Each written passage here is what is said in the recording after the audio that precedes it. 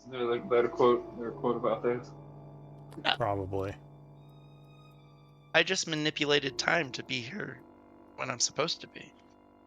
One of those kind of blood G with wizards, chronographers. I don't know. So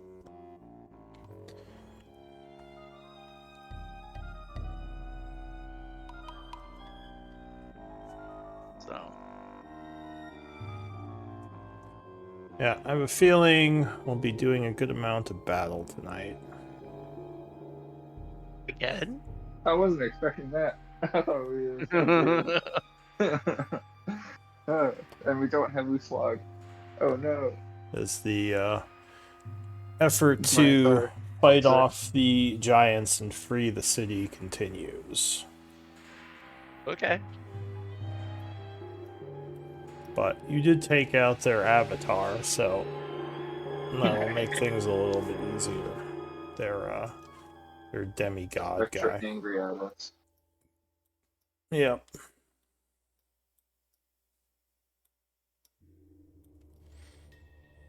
But I feel like everyone here enjoys the battling, so. Oh yeah, very much so.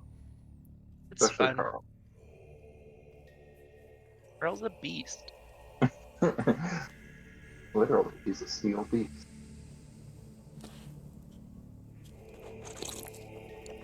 I've now played this character probably, 4 or 5 weeks now. I still feel like I'm still learning how to play a 15th level character.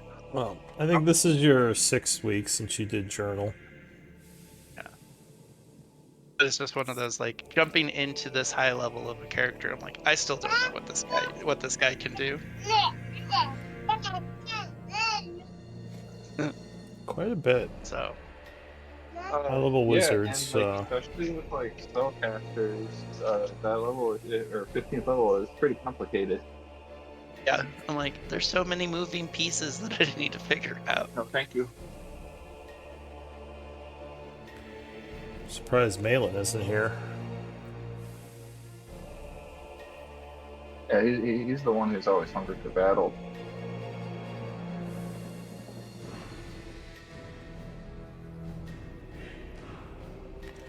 Who else are we missing? Malin Glenn. and Glenn. Glenn Spelled said with he'll 2 be there. N's. Glenn said he'll be here in just a couple minutes. Yeah. Thank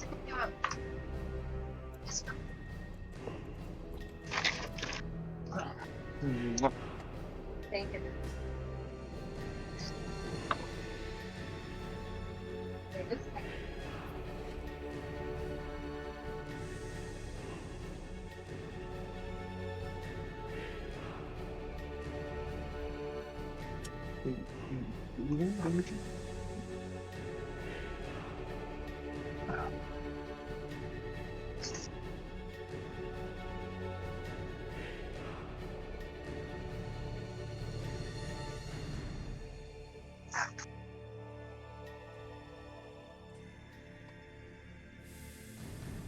Oh, I'll give them a few more minutes and we can start the recap and hopefully they'll show up by the end of it.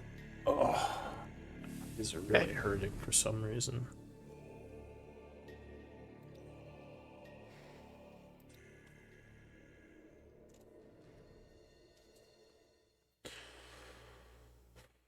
Ah.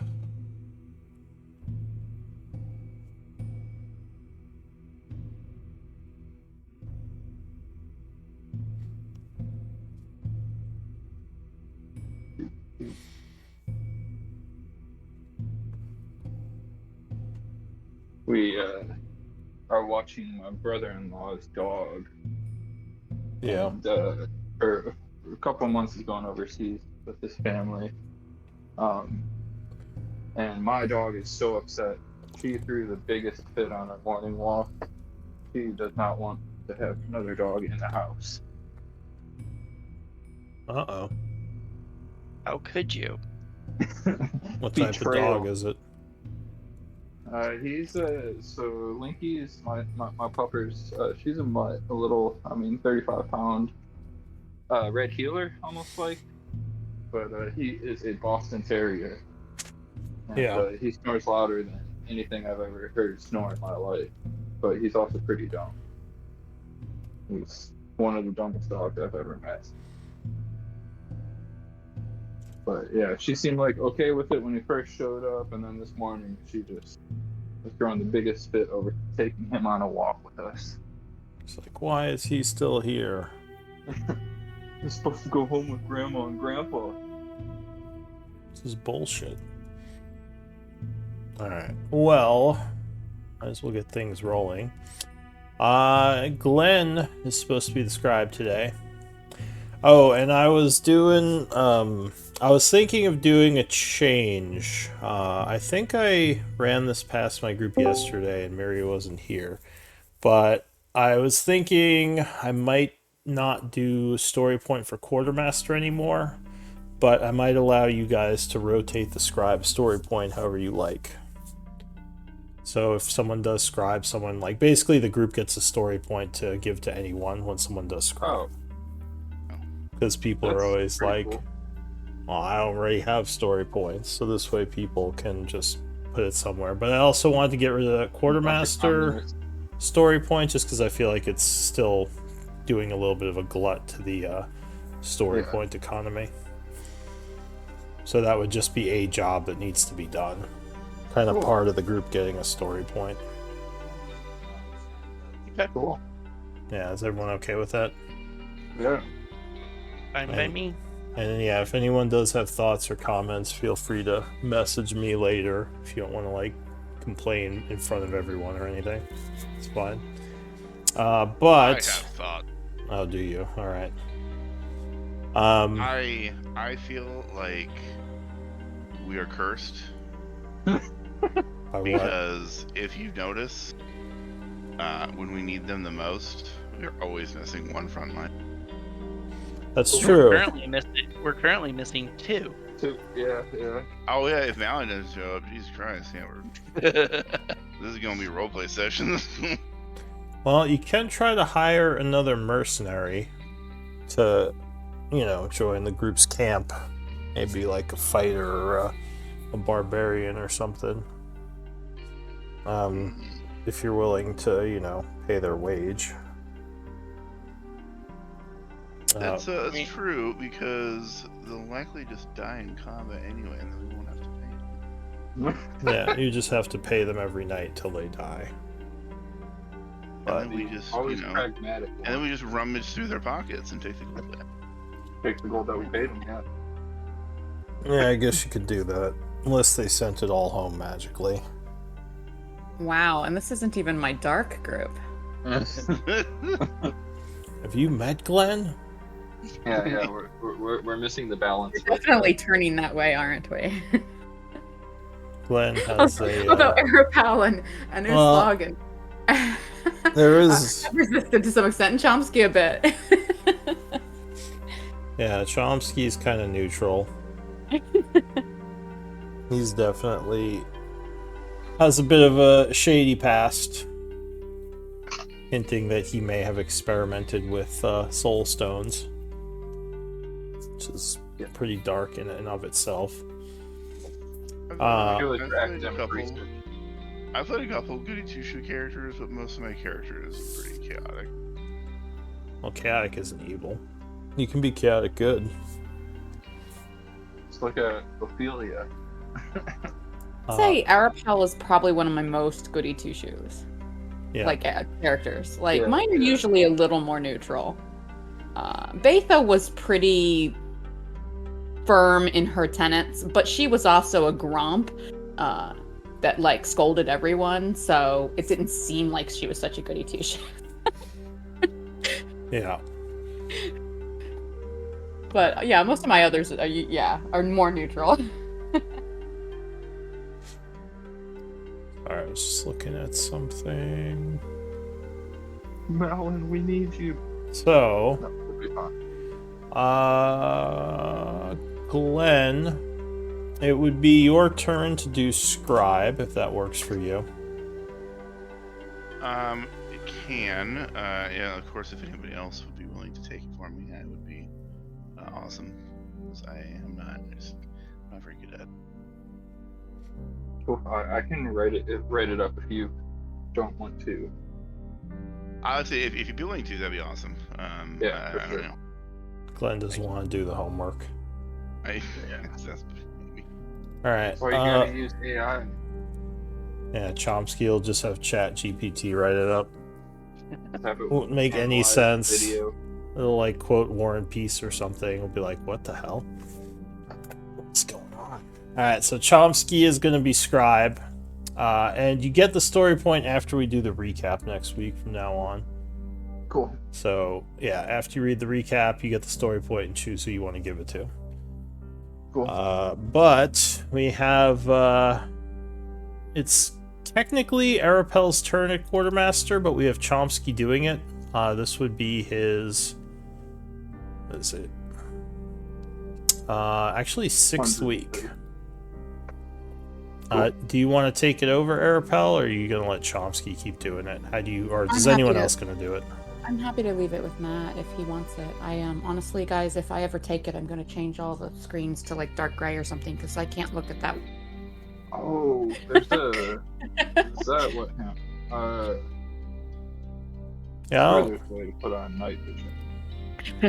Yeah, there's probably some kind of dark mode for There Google. is a dark mode, but unfortunately, if you're looking at it browser-based, then it doesn't apply to the actual cells itself. It's just something about how Google Sheets works.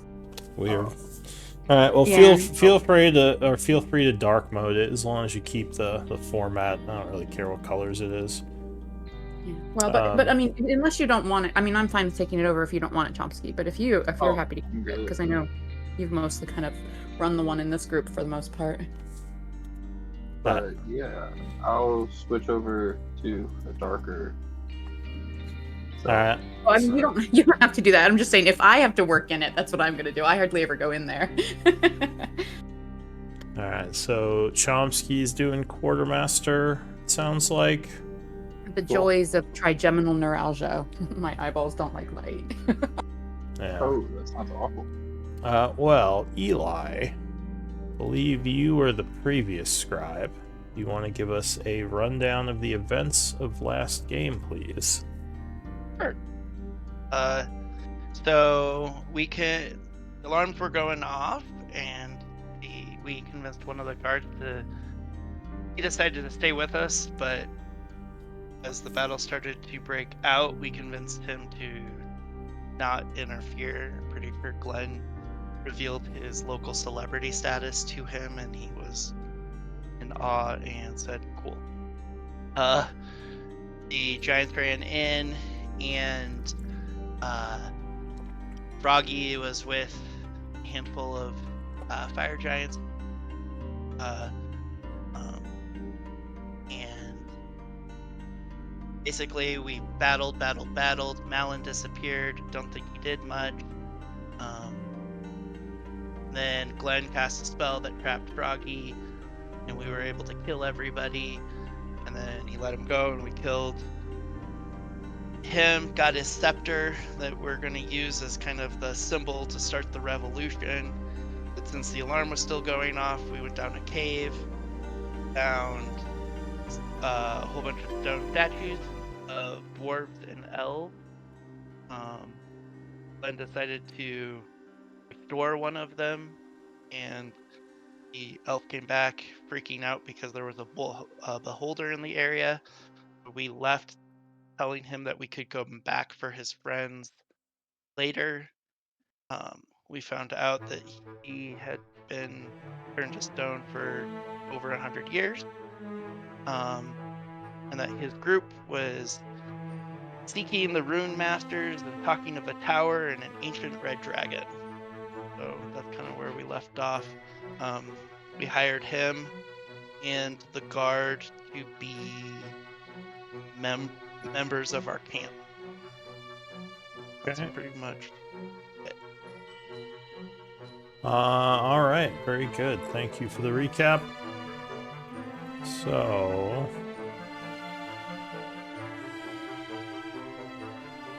sorry, let me just check something. What is the date? It is. It should still be the 31st of spring. Yeah, 31st of spring at 12:30 p.m. And the group was about to, I think, kind of just rest because you got back to the base after the big fight. Yeah, some of us are not feeling good. Oh yeah. And I don't know what you're talking about. we have, so far, Malin and Uslag are not here. So we'll get Boulder Bottom. And just make a note of that. Or wait, that's the wrong one. Today's date is the 7th. I knew that. Alright, so yeah, it's about lunchtime. You had just gotten back with this mysterious elven wizard. I don't even know, did he give you his name? Slovak, yeah. Okay, he did. What does the group want to do?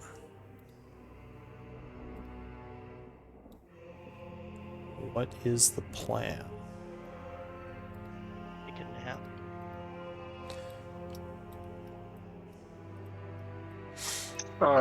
Maybe we have lunch, a few snacks, and rest for an hour or so, and figure out what our move is. Past time for a short rest? I think that's our goal, unless anybody else has something else that they're interested in. Okay. Passing. An hour passes without issue. It's now 1:30, so you are able to spend a short rest if you wish. I do wish. Things have been quiet. You haven't heard from the Deep Frost Network or any of your other people, and the lair is still empty. I forget. This group didn't move its lair, right? You guys are still in the same one? Yeah, for right now. Okay. Alright. Are you looking to pass more time? Any interactions? Or are you still doing your short rest? I would, if it's okay with the group, spend like another half hour so I can mend Carl and make Carl feel better. I'm not feeling good right now. I'm going to be playing a restful lullaby, so everybody who's spending hit dice can add another d10 onto their healing from the short rest. You can roll the d10, and they'll all add what you roll, just to make it easier.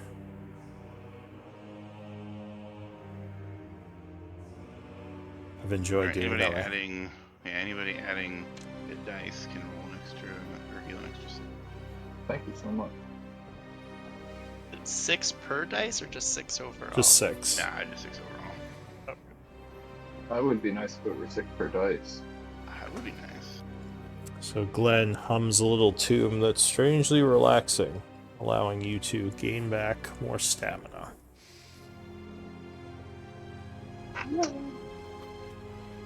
Boulder Bottom says, still surprised we were able to take down Farago. That guy was a beast. When the fires erupted from him, I thought I had lost my group. Can't tell you how happy I was to see you all emerge. Merge Trempfire. Yeah, no, that was quite a battle. I think many of us not easy. I imagine... Go ahead. I was gonna say, I don't plan on us doing any more combat for the rest of the day, so Cool. I'm gonna try to expend the rest of my spell slots for healing. Alright, so it's 2 o'clock right now. Yeah, I would say hang on to them until later in the day, just in case something does pop up. I have I'm all healed up. I have healing options available to me as well. I have depleted very few resources. That's true. Do you have Aura Vitality? I do. But first, I would look around and assess everyone's health. Because I can at least bandage folks, and a short rest would restore that ability.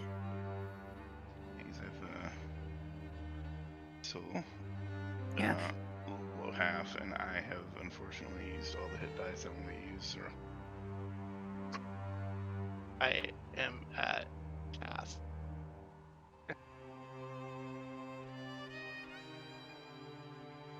Let's see, I apologize. It doesn't look like I've put Eli into my macro yet. But here is for...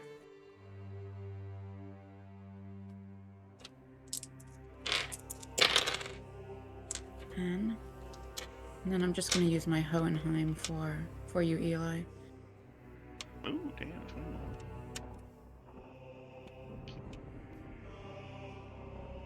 There you go. Wow.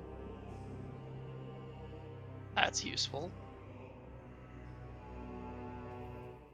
I sometimes forget to use it, so... It's pretty cheap as healing goes. 5 gold for 10 heals. Yeah. Well, so we have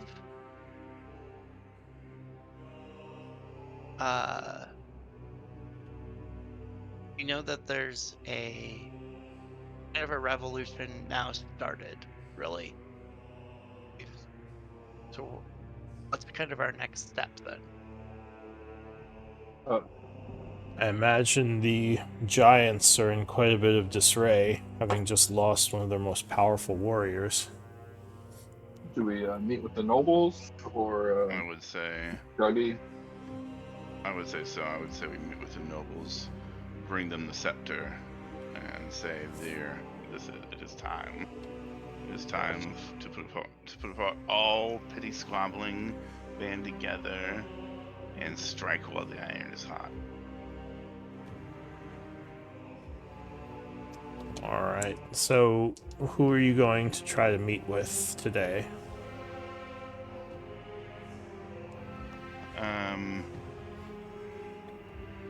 Or are you gonna try to, I don't know, get in touch with all of them for a meeting? I would. Can I get in touch with maybe the noble house that's closest and leave the communication to get in touch with the other noble houses to them? Well, the one that's closest and the one that you have the best relationship with is Kesbin, That's what I thought. the collector. Yeah, so I would try and get in touch with Kesman. How are you gonna do that? Let's look at my spell slot. Do we have a, what's it called? Sending? I don't have a sending, but I have enough spell slots I could cast invisibility and go there myself. Alright, you want to go try to meet with him alone? Yeah. Alright.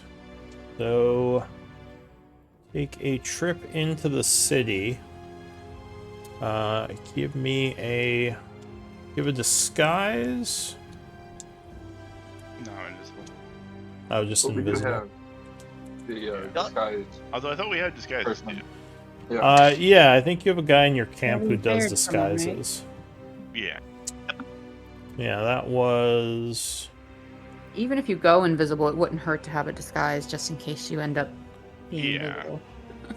That was, I think, Drivo? Or who was Ichabod? Ichabod was the dude we just on. Don't. Oh, Or no, you... that was Slovak. Yeah, that was Slovak. Who's Ichabod Arkvang? Is that the smith that's teaching? Uthal? Oh, that's Uslog's tutor. Alright, let me make sure I have that in my notes, because I don't think I got his name. I'll put that on his character sheet.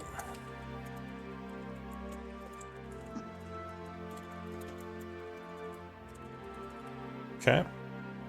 So, yeah, we'll say...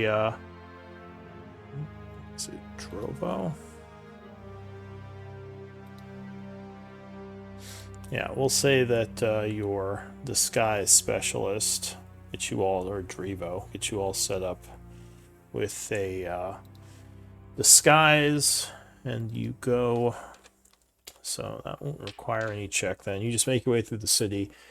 You would note that there's a lot of unease. The giants are definitely on the warpath, like searching around in like small war parties, and the dwarves seem very concerned as they kind of stomp through the streets. You're invisible, luckily, so the giants are not really searching that closely. So you're able to just kind of walk past without being questioned by them or anyone else. You get to Kesbin Hall.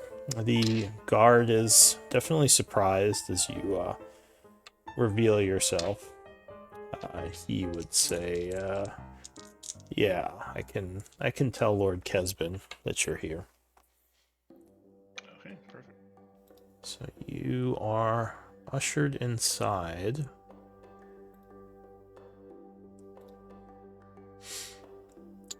Where you meet up with Gregaro.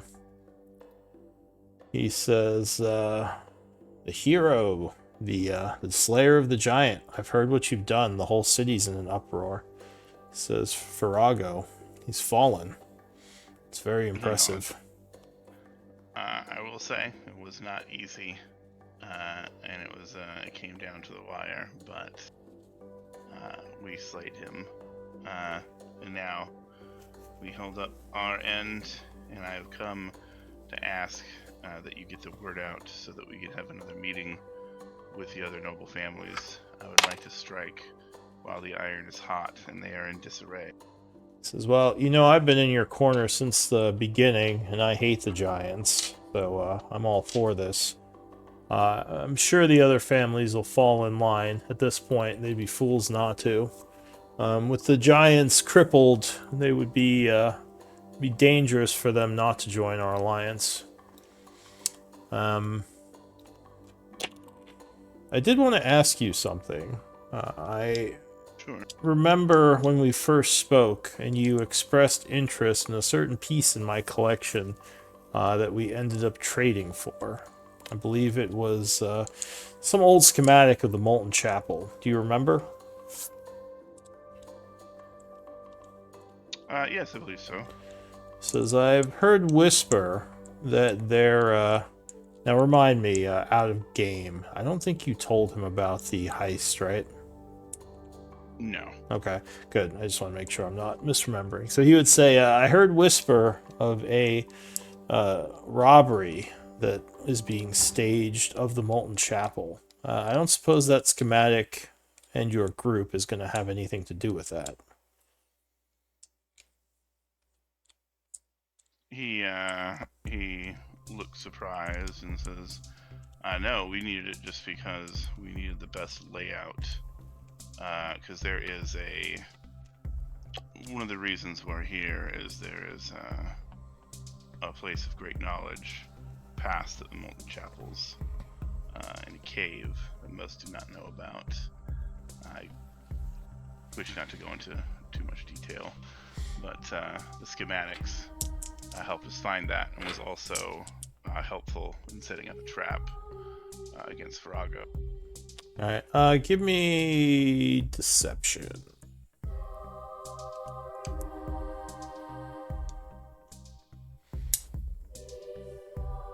Deception.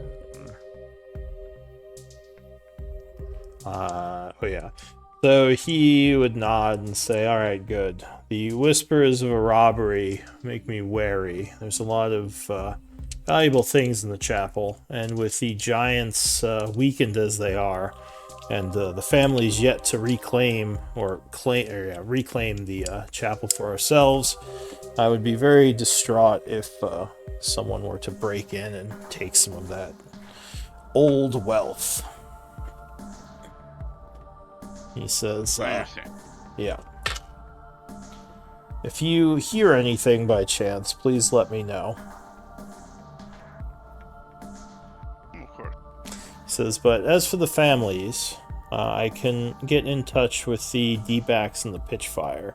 No doubt they already know what has happened, as the whole city is whispering about it. Though some claim it to be a rumor.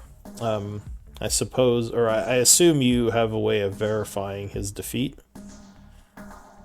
We took his very own scepter from him out of his cold, dead hands.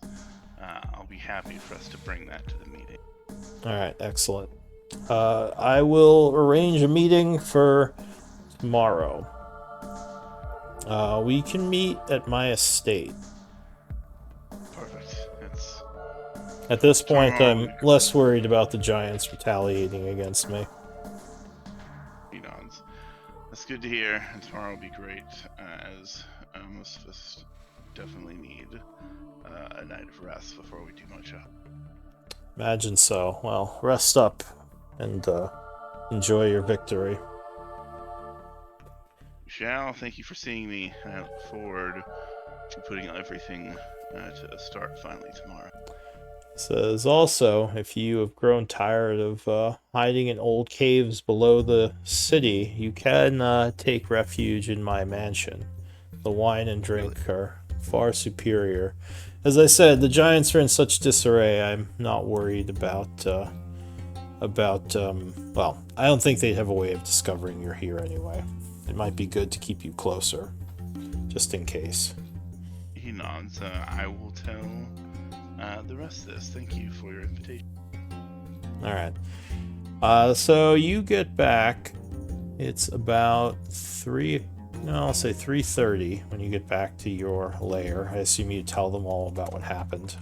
Oh yeah, tell them about the meeting and that the giants are in fucking super disarray, running around like headless chickens, and that Kesman has even offered to host us at his mansion. That he is so confident that the giants won't find us. Well, I mean, I'm used to sleeping on a rock, Boulderbottom says. Those noble beds are way too soft for my liking. But it might be fun to get something to drink. He says, I was able to collect some mushrooms from the park. Been brewing up a nice mushroom ale, but, you know, only so much you can do with mushrooms. Ah, Boulder Bottom, we have good food here. We have been paying for that. Says, that's true, I suppose. The deep... You don't like my cooking? This deep frost stuff is okay. Your cooking is very good. Very good. Just might be nice for a change of scenery. Yes. But I'm perfectly happy to stay here as well. Arapo, you got any thoughts, Eli?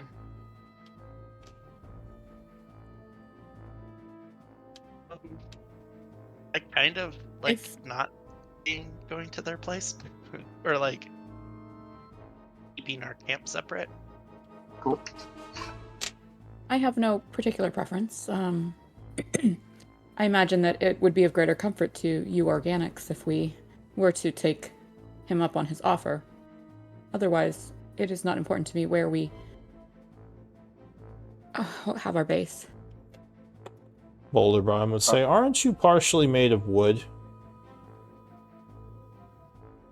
Very perceptive. He says, wood is organic, isn't it? Technically, you're part organic as well. Carbon based, yes. Boop, boop, boop, boop, boop. I will have to reanalyze my vocabulary database to determine a better descriptor. You are correct. He gives you a wink. Happy to help. Glenn, are you leaning towards taking him up on his offer? Because I kind of like the idea of having our own separate space. But Well, if you want to, I'm all about it. The only actual benefit I'd see is you smart people in your libraries. I'm sure he has a lot more books and things there that could be of use to you. But yeah, I think for me and Eli here, like he said, we're happy to just have our own space. Well, it sounds like that is what the majority wants. I won't fight against the grain this time. I can see the benefits in having our own place. You mentioned the library. That is quite intriguing, but I don't think we'll have much time to read books at this point. Alright. Cool. Yeah. No, I think I'm done talking. Alright, so I'm going to pass time, unless anyone wants to do anything. Just let me know. Once I pass time, you can't go back in time. Before, or let me see, when is it? At 9 p.m., I will recast the private sanctum. Okay. Assuming I have spell slots. So some more hours pass quietly. Nothing. Well, you don't really know what's going on up in the city, but nothing is really happening down here. So it is now 9. Or wait, what would it be? It'd be like 11, I think, is when you go to. Well, you wake up at 8. All right, so for 8 hours sleep, it's like midnight before you go to bed. Was this a downtime day basically then, except for? What time was it? It was 3:30. So for 8 hours, that'd be 11:30. So you did have enough time to do a project day. Cool. If you had access. I have it listed that Arapel was carousing middle class. He had 3 days put in. But I don't actually remember what my goal was there. I think there was something I was trying to discover, and it's been 2 sessions ago now, so that's ancient history for my brain. Do you want to try to go and carouse for the rest of the day? I mean, if we had the time today while he was at Glenn, well, I would imagine that Arapel might have continued that. Glenn might warn you that it's a little bit more risky up top right now. I mean, you could still do it, but you, yeah. Like I said, I didn't remember what I was trying to learn, so let's say I just stay at the base. All right. Play it safe. Sorry. So yeah, go ahead and put a day towards your project, as long as it doesn't require you going up to the city. And pay your camp for the day. Cool. And remind me, you guys are paying extra gold to eat, so you don't have to spend rations, right? Yeah. Okay. So the evening would pass again without issue. Go ahead and long rest. And it is 8 a.m. on the 32nd. Long rest. Unless you tell me that you're doing anything, I will keep passing time until the meeting. Professor, how are we on religious components? That would be Arapel's spellcasting components, right? I think we got a bunch. Oh.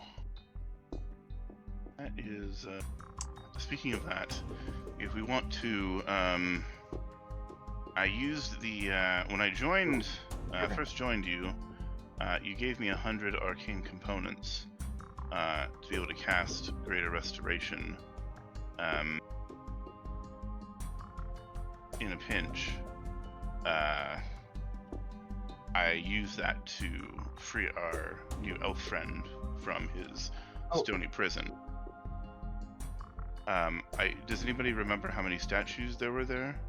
3. 2 others. There were 2 other statues? Yeah. If possible, I would request 300 arcane components, 200 to free the prisoners, and an extra 100 in reserve in case I need to cast it in combat. That sounds great. Just want to make sure that everyone's okay with that. I don't know how much arcane components we're packing. Yeah, I'll yeah. Well, Arapel is the one who's carrying the components, but I'm fine with that. I think that's a great idea. I took them out of the party inventory. Okay, thank you. So, if you say that, Slovik will say, I am actually skilled in alchemy. If you wish more components to be created, I assume you've been grabbing essence from those you slay. Yes, yes. He says, well, that's something I can work on if you wish them to be transformed. Are you able to identify the various types of essence and their affability for other uses? We would prefer to retain essences that might be of use to us in the future, but we are sometimes uncertain which ones are most valuable. Says, of course. Well, essence has a certain says Potency? how to describe it. Yes, potency might be a good term. There's energy and potency. The energy of the essence can be used to create more magical components, where the potency is actually quite a bit more valuable, as it is needed for the more powerful of magical item and rituals. I'm concerned about converting essences into refined components if the essences might be of use in their raw form in other ways. Says generally a good rule of thumb is the more powerful the creature, the less likely you should convert the essence. Though powerful creatures also give more essence, more higher Maho rating. He says in any case, if you have lower essences, I would be happy to turn those. And the type of essence is dictated by the creature that they once belonged to, correct? Says yes. I see that you know a bit about alchemy as well. I'd be happy to assist if we want to go through our inventory and perhaps convert some of the lessers. Sounds great. All right. So basic rule of thumb is you can convert essence to, or the Maho of essence to components at a rate of about half. So cut it in half and round down, and that's how much components you can make. And undead is usually religious. Yes, undead. Right? Undead's religion, yeah. We have 810 Wraith Essence. Which is CR5. Yes, please. Eric, can low. scribe some more. So that would become 405. And you can directly convert that into ink. So 405 essence, or 405 components could convert into. Oh, well, you can't turn. Well, can you turn? Usually, sure. We'll say you can turn religious components into ink as well. Well, I mean, I was using religious all this time because, as a paladin, I thought you had said that that's the component I would use for my spells. And yeah, that's true. Okay. Sorry, I forgot that you can scribe scrolls. Chomsky, if you don't mind, I'm going to drop that in my inventory just because I expect to use it next downtime day. Yeah. Yeah, for sure. I'll take out the conversion takes about an hour to go half essence to components, and then it takes another hour to turn those 1-to-1 into ink. Okay, we'll just say that that's what I do today, and I'll start another project another day. I've got plenty of scrolls. Arapel's been scribing like crazy for a while. Alright, so you set up and start working on that using your alchemy. Alright, so as I said, it is the next day. You paid for your camp. Anyone else? Alright, so time is passing. Eli, you would be approached by Boulder Bottom. And he says, you're an elf, right? Yes. Alright. He would say, friend, I know we haven't spoken much. Just in case I hadn't introduced myself in all the chaos, I'm, I forget his first name. I am... Raldo. Raldo Boulderbottom, Master Ranger and Huntsman, as well as a wild animal tamer and trainer. I was just curious. I heard a little bit about why you had joined us, but maybe you could tell me a bit more about why you fight against the giants. Well, they killed the village that I grew up in, and I barely escaped with my life, and it's been kind of a goal of mine to see them pay, and we're we're in the process of making that happen now. This is you've been fighting against them your whole life, and is this just the fire giants, or do you hate giants in general? He I'm not says. fond of really any of them, but fire giants especially. Says, I imagine being an elf, your village is probably somewhere deep within the woods, not a place fire giants usually venture. Which is why I've traveled these distances to find this concentration of them. I'm just lucky that the network's goals and my goals just happen to align. So it is fire giants that destroyed your village, then? Yes. My apologies. You seem extremely powerful in magic now. The spells you wield are quite impressive. I imagine you've slain many giants over your time as a mercenary. Well, you have to grow stronger to survive, so I did what I had to do. So, not all were giants, but when given the opportunity, I definitely took it. As well, the fire giants are certainly a group that has done many evils. Just one thing I would mention, just make sure you have something else to fight for. I will say that revenge is something that can consume you, and I've seen friends lost to it. Almost was lost to it myself during the war with Teruvia. I swore I'd hate all the Teruvians for my whole life because of all the allies I lost in battle. But I don't know. I'm babbling.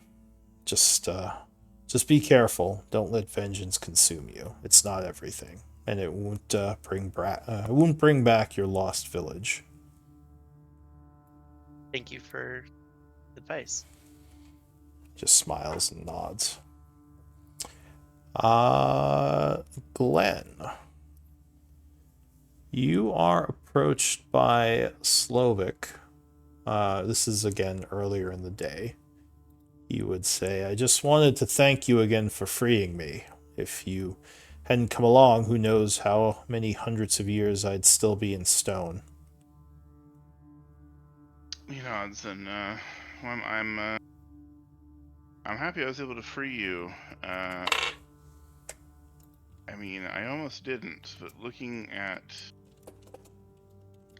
you and the other statues, just the placement, just everything, it just seemed off. I mean, I was hoping that when I cast the spell, nothing would happen, but I'm glad that I'm glad I was able to free you, and we'll go back and free the rest of your friends, hopefully today. He says that beholder, the one that holds those caves, is genius and conniving. I'd be very careful going back into his territory. Although I do appreciate you trying to save my friends. I just, if you do wish to find the tower, something that me and my allies wanted to do, it's just something to not take lightly. I realize now I should have planned better for the journey. I understand trust me, the prospect of fighting even a normal beholder is not something I wish to do, let alone one that apparently is even stronger than a regular one. Yes, and there could be others there as well. I'm not sure what it is we will face as we try to get through his lair. I didn't even make it into it. Myself and my friends were, as you saw, stoned outside in the caves. I mean, our beholders are pretty well-known monsters, right? Or are they? I mean, not very well known. They're fairly rare, usually. Usually, well, if you want to know about a beholder, it would be an Arcana check. See if you can But know I mean, anything. I figure like people know of their existence through like stories, probably. I mean, I feel it's but I'll kill an Arcana. Yeah, I mean, basic knowledge. They're probably known of. Definitely, one of those one of those things that like people tell their children stories of to scare them. Yeah. For sure. Not something that's often seen on the surface. But yeah, more something that hides in deep, dark caves. But like with a 15, would I know that they have like different eye rays and like an anti-magic ray? So you know that they have magics they employ through their eyes. You don't know what the... Do you have training in Arcana? I don't. You have Jack of all trades. Yeah, you know they have different magics they use through their eyes. You probably don't know exactly what those magics are, but you know. So I don't know anything about an anti-magic. They don't actually cast spells, which makes them even more dangerous because you can't really counter them like a normal wizard. Only anti-magic will stop those. But yeah, you probably wouldn't know about its anti-magic eye or anything like that. Magical enemies are tricky, especially ones that you can't counterspell. He thinks, and maybe if we're lucky, maybe if we're lucky, it's died since then, or it's sleeping, and hopefully we won't. He says maybe. I just thought I'd check in and mention that because I know you said you planned to go through the cave. I appreciate it. All right. So we'll be at the ready though, in case the worst happens. All right. So time continues passing. Should we go try to take care of those people, or we chilling today? I figured we would do it after the meeting. Cool. Sounds great. So, just to clarify, I apologize. I think I missed this in the recap. So there are people that are petrified? Yeah. Okay. Yeah, when we went to the East Cave or the West Caves after killing Froggo, to be able to teleport out because the whole place was anchored, we found 3 statues of people, and I just kind of like took a wild guess and I cast Greater Restoration on one, and bam. Nice. Unfortunately, I'm not sure if Arapel can assist. Oh wait. Actually, maybe I can. Okay, yeah. Because I don't have high enough spell slots yet for Greater Restoration, but I think this might work. Okay, thank you for explaining. All right. So gonna pass some time.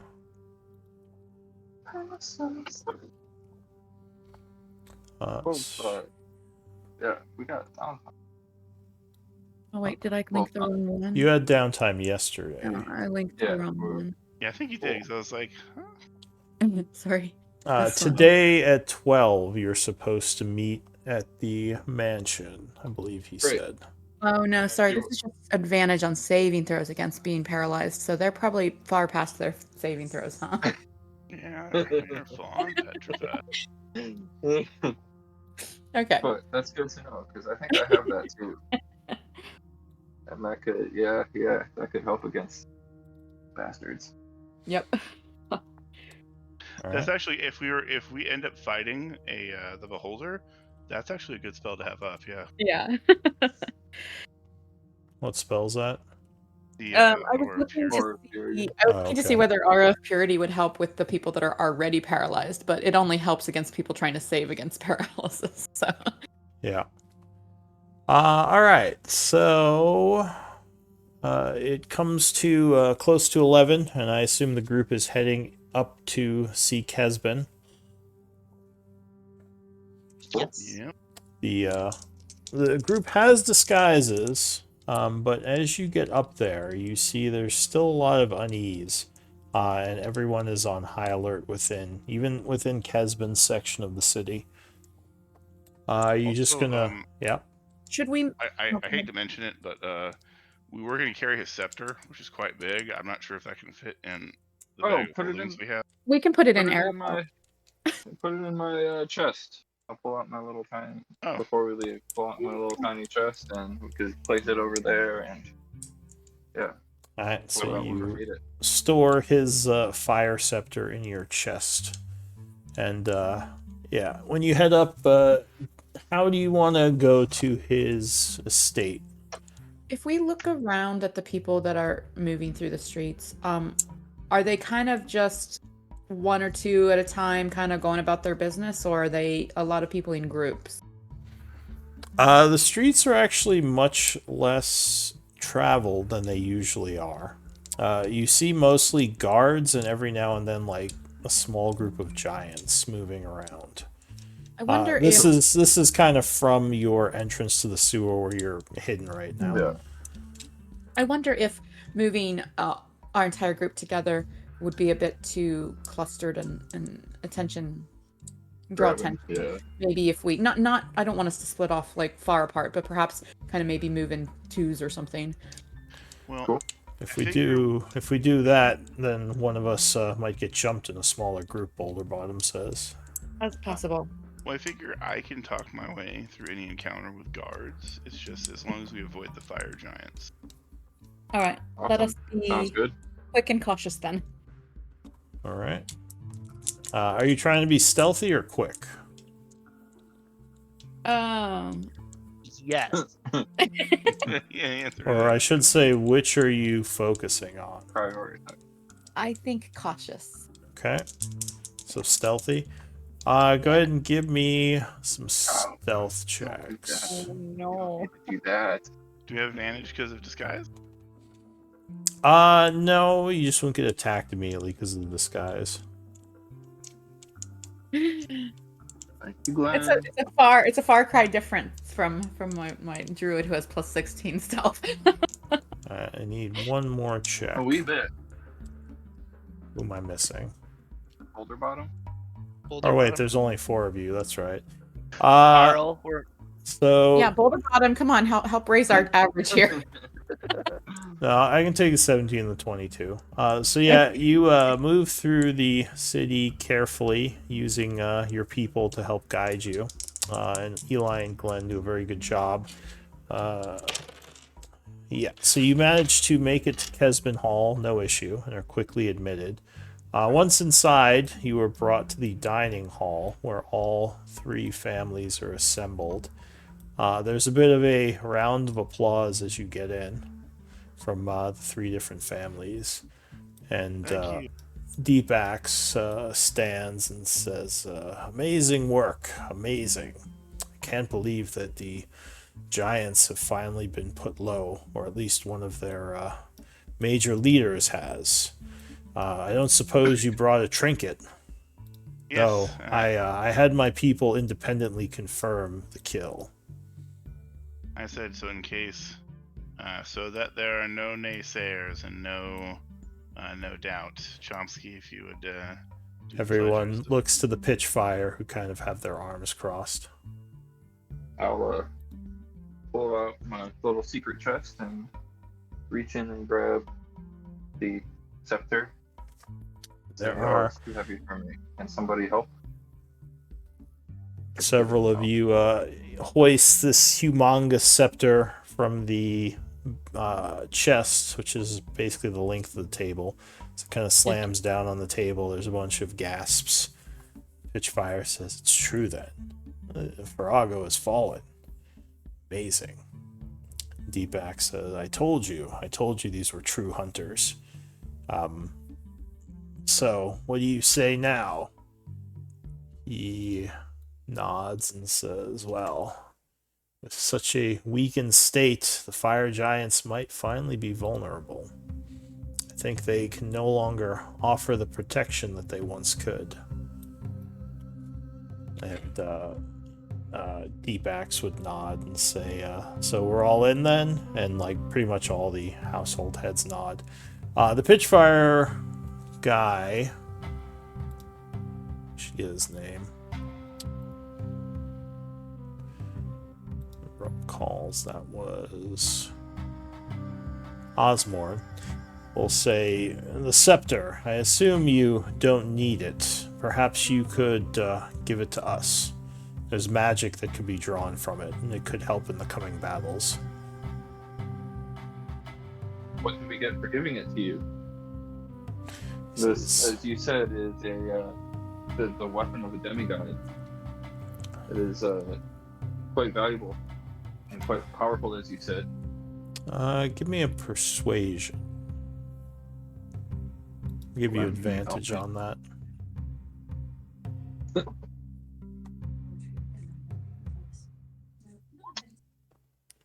Oh, not bad. I'll take that. Advantage.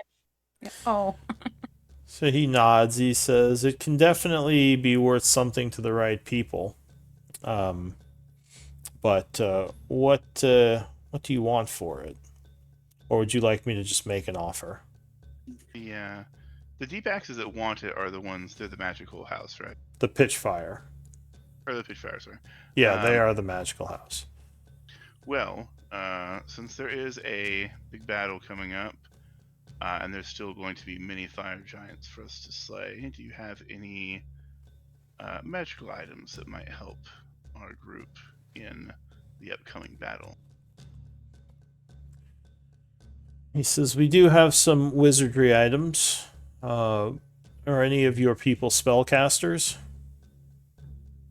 He nods. You must not be following us too closely. Well, several of us are, yeah. He says, perhaps some scrolls would be of use to you. We have several higher level ones.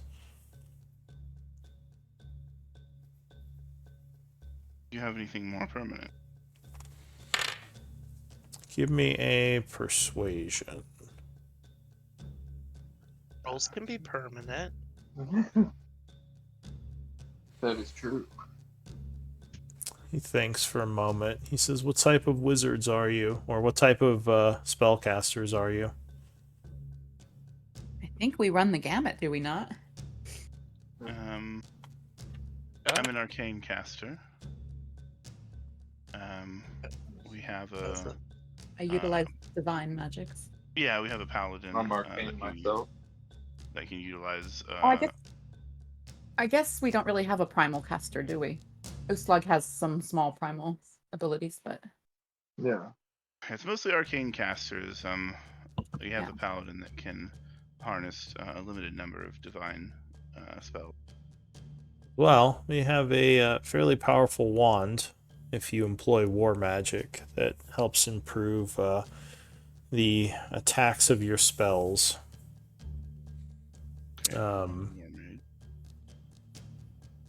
Not sure what else you would want, though. I'd have to know more about your casting. I think the scrolls would be more valuable. I mean, I don't know what sort of spells you have access to, but if any of you are wizards, we could help improve your arsenal. That sounds very valuable. We do have a wizard, so... Oh. Yeah. You guys, you do have a wizard. What scrolls? He says, what spear of magic can you channel? The highest spear, please. Like 6 or 7? Oh, 8? Wow. He seems surprised. He says, that makes sense if you were able to take on Farago. Let me see. And he looks to one of his people who'll kind of pull out, looks like a ledger of some kind. To be fair, yeah, 7th and 8th level spell scrolls are pretty spendy. He says, my collection of higher sphere magic is more limited, but if you're looking for something, say, sixth sphere, I can definitely give you more of a selection. Let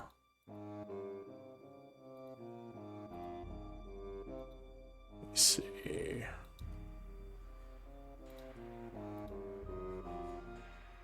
What is 8? That's very rare, I think, right? I think so. I mean, 8 is. Yeah. Spell scrolls are, not cheap. Nope. Nope. It says, well, seems like we have a 7th level spell here called Symbol. He says it's a pricey one, but extremely valuable if you are willing to spend the components needed to cast it. He says, I highly recommend it. I have several of them set up on my house. Or on my manor, I should say. Says that is a 7th sphere spell. Not as valuable to those of us who are moving bases rather frequently and finding ourselves in combat. This is very true. More of a spell in a place where one calls home. He says, let me see what else I have. But very impressive and valuable nonetheless. He looks to Glenn. He says, my suspicion is that you cast bardic magics. Is that correct?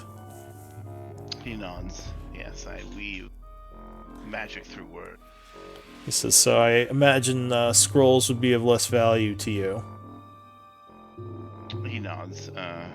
Our wizard would make the most out of our scrolls, but if you had some sort of magical instrument, I would be definitely interested.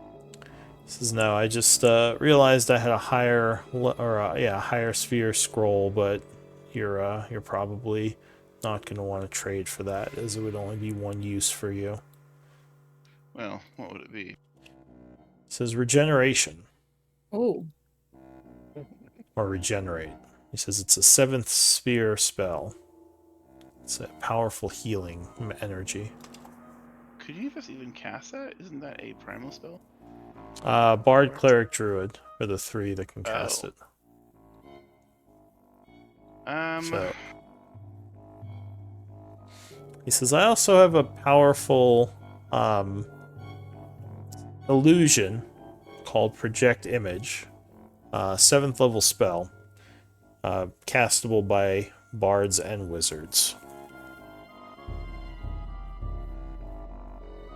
Something like that might be interesting, because that's not a spell that is generally picked up and learned, but it can come in handy in a pinch.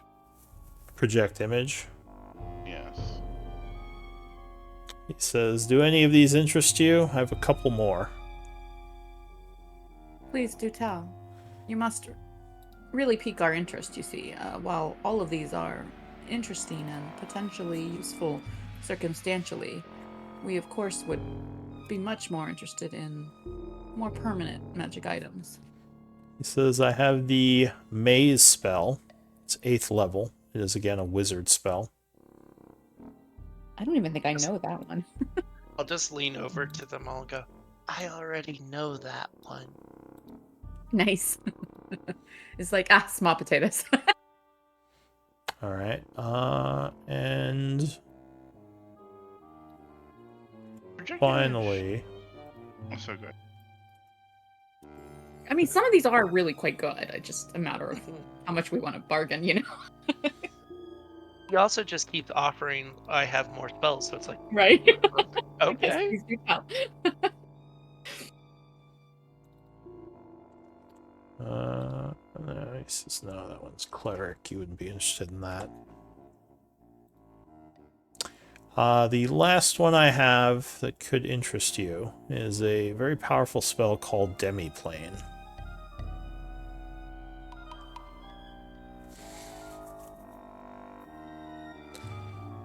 He says, Yes. I assume you know what it does.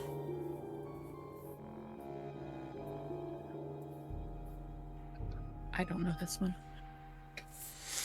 Glenn would nod since he's an arcane caster, but he's that's not really capable of him casting. He says, it's basically a spell that lets you create a small dimension in which to escape to. It lasts for an hour. Or trap creatures in, apparently. Yes, there are several uses for it. But it can be very useful for escaping in a pinch. Yeah, again, very powerful and very useful circumstantially.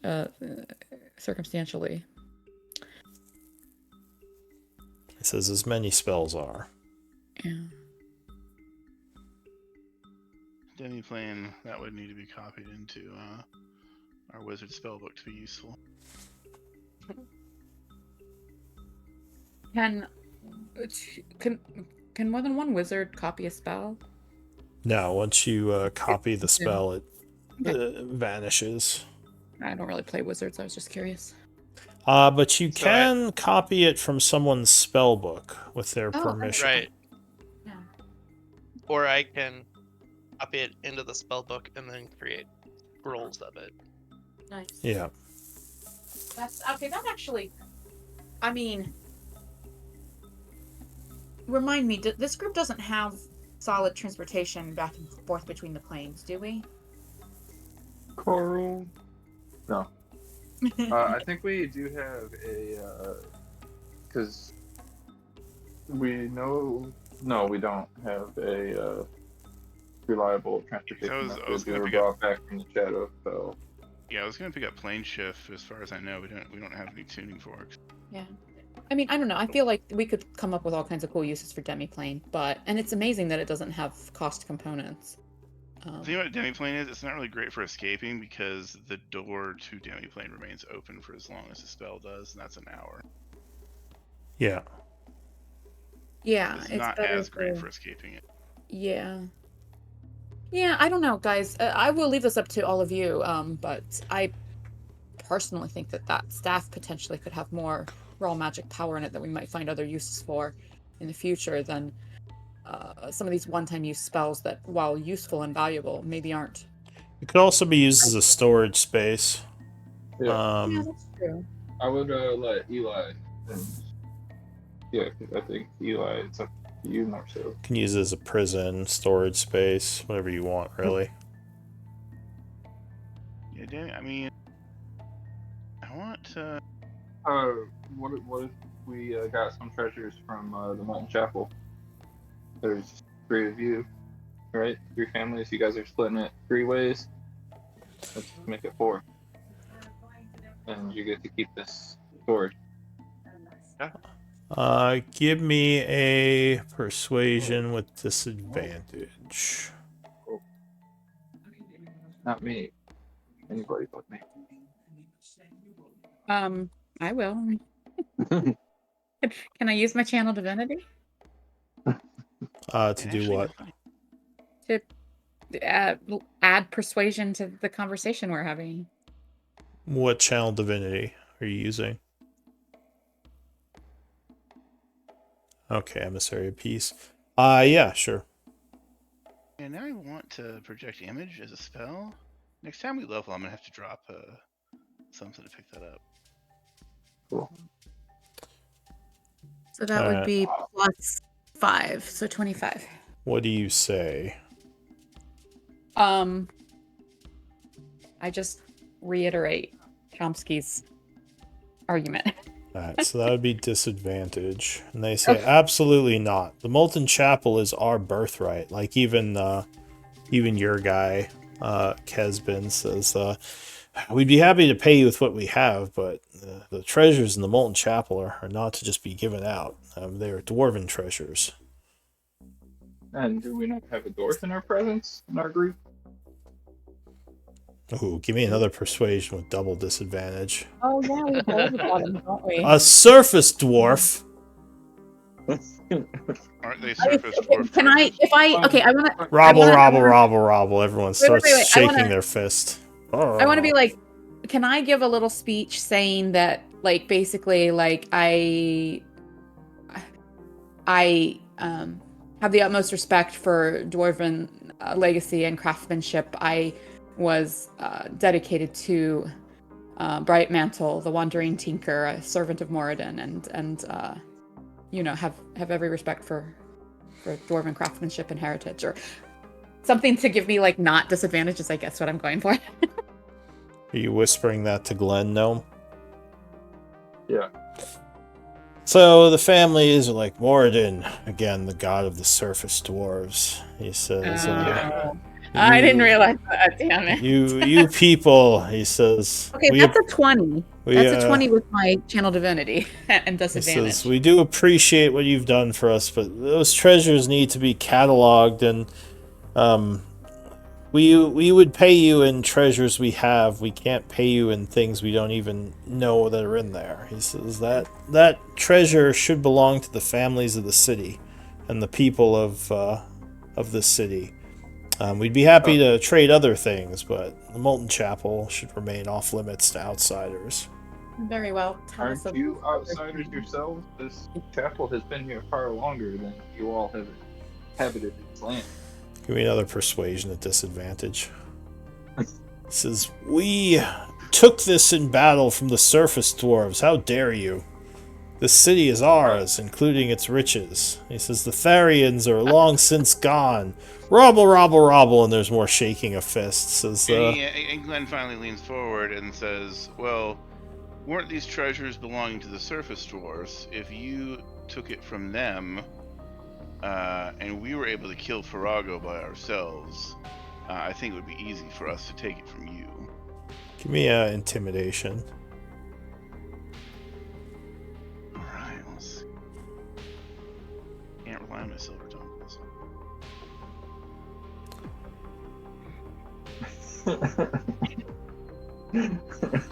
So they're quiet for a moment, and one of the I'll say the Pitchfire says, you should choose your words carefully. You are our ally, but that does not mean you can steal from us.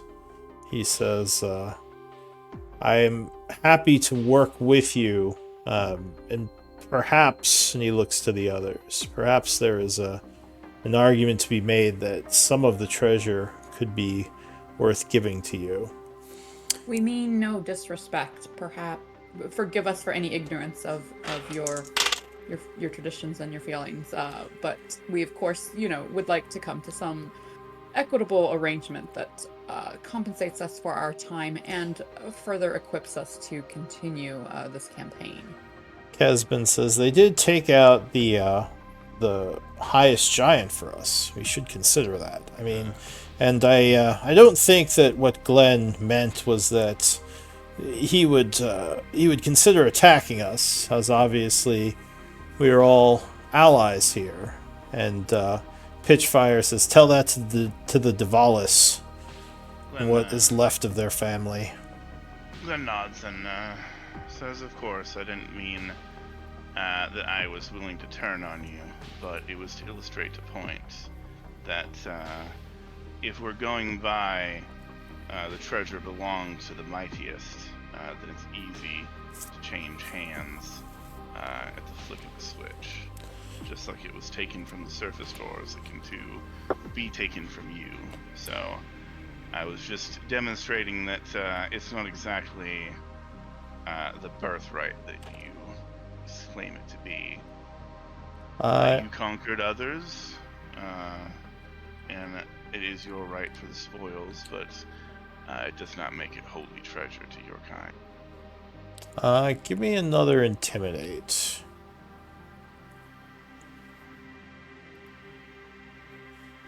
So the Deep Axe says, well, there's probably magical junk in there that can be given to them, as long as the weapons remain in our hands.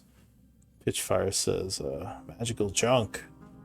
Says, how do you think we gain our power? That magical junk, as you call it, is important. The Tharian technology is it's more than just weapons. He says we should not just so easily promise them over. He says, well, perhaps after the smoke clears, we can do some sort of catalog of the chapel, and, I don't know. How would one determine fairness of what could be given or taken? We have all been able to... I mean, think about what has been achieved here, gentlemen. Our group of companions has come into this hall basically through the power of mostly spoken word and music. We've gotten into this chapel without spilling much bloodshed.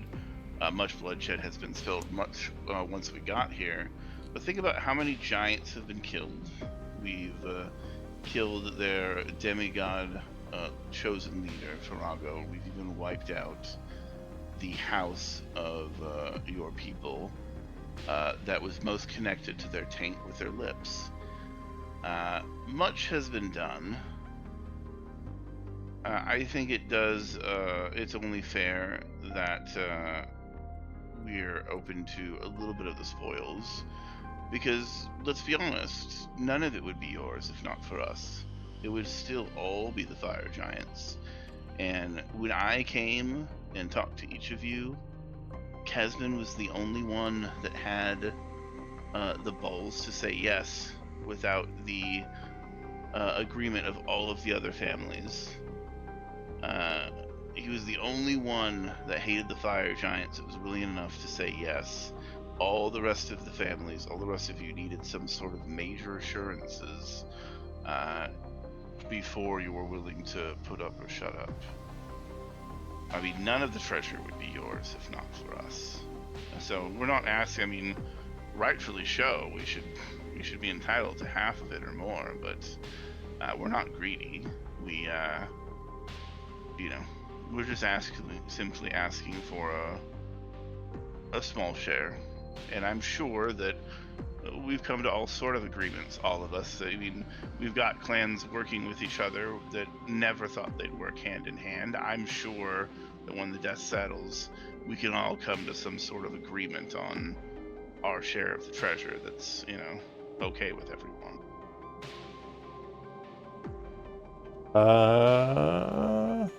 Kesbin says, he makes a lot of sense, friends. Give me another persuasion check. Is anyone else saying anything? I mean, yeah, I would. I mean, Glenn's doing fine on his own. Never mind. But yeah, I mean. Well, you can't make his roll lower. Right. As long as you don't tell them to worship Moradin or something. My friend, I'm a scholar I myself. thought it was interesting. Like, I thought that since the Roic Halls and the Molten Chapel and everything were Therian, right? Yeah, this was a Therian city from. And so they have like this disdain for surface elves. So when I mentioned that my deity is a servant of Moradin, like I guess I didn't realize that would cause disdain among them. But anyway. Yeah. Did you say something, Chomsky? As a scholar, I can help catalog and figure out what all these things are. But no.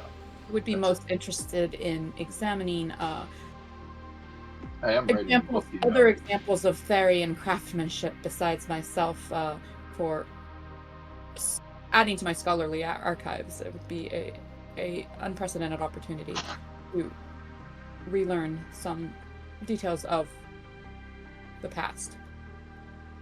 Hmm. He says, so I'm curious. I thought for sure your group would have brought the Deep Frost contact with you. This is Deep Axe now, actually. He says, they will be working with us on this, yes? Do they know of what happened and of this meeting? I'm not sure if they know of the meeting. I mean, I wouldn't put it past them. We didn't have any contact with them or any easy way to get in touch with them. But I'm sure, they wouldn't be a very good spy network if they didn't know about this meeting. I wasn't trying to hide it amongst your people or anything. I mean, While we have worked with them towards our mutual ends, we are not beholden to them. It is in their best interest to get rid of the fire giants as well, they said, because they wish, so we have plans for them to work with us. I know that they were a little worried about us taking on Farago because they understood how dangerous it was and they didn't want to lose us, but now that it's done, with the help of all the families and the Deep Frost Network, it should be smooth sailing from here on out. Because I'm curious, I believe you worked with them during the Davalis assassination. Is that right? Yes. Says, how involved were they in the slaughter of that house? Was it your idea to take out the Davalis, or was it theirs? And the room gets a little. Not our plan, and the room gets a little quiet as everyone is kind of listening now. Give me an active insight check. And anyone can make this check. Alright. Yeah, DC 16. You would believe this is a political move that he's mentioning this. Not that it's necessarily for or against you, but you have a feeling he's going somewhere with this. Yeah. Ultimately, the decision to... So Eli would know that, or Eli would sense that a little as well. The decision that ended that family was made by the patriarch of that family, who was given ample opportunities to survive the encounter. Yes, ultimately, if you're looking for a culprit, the ultimate decision to end that family came down to me. Because it was me who determined that through all our talk, that they would never be willing to truly side with us against the fire giant. But even after subdued, the patriarch took his own life when offered clemency. Pitchfire nods. He says, Davalis, a warrior, and hang on, what's his name?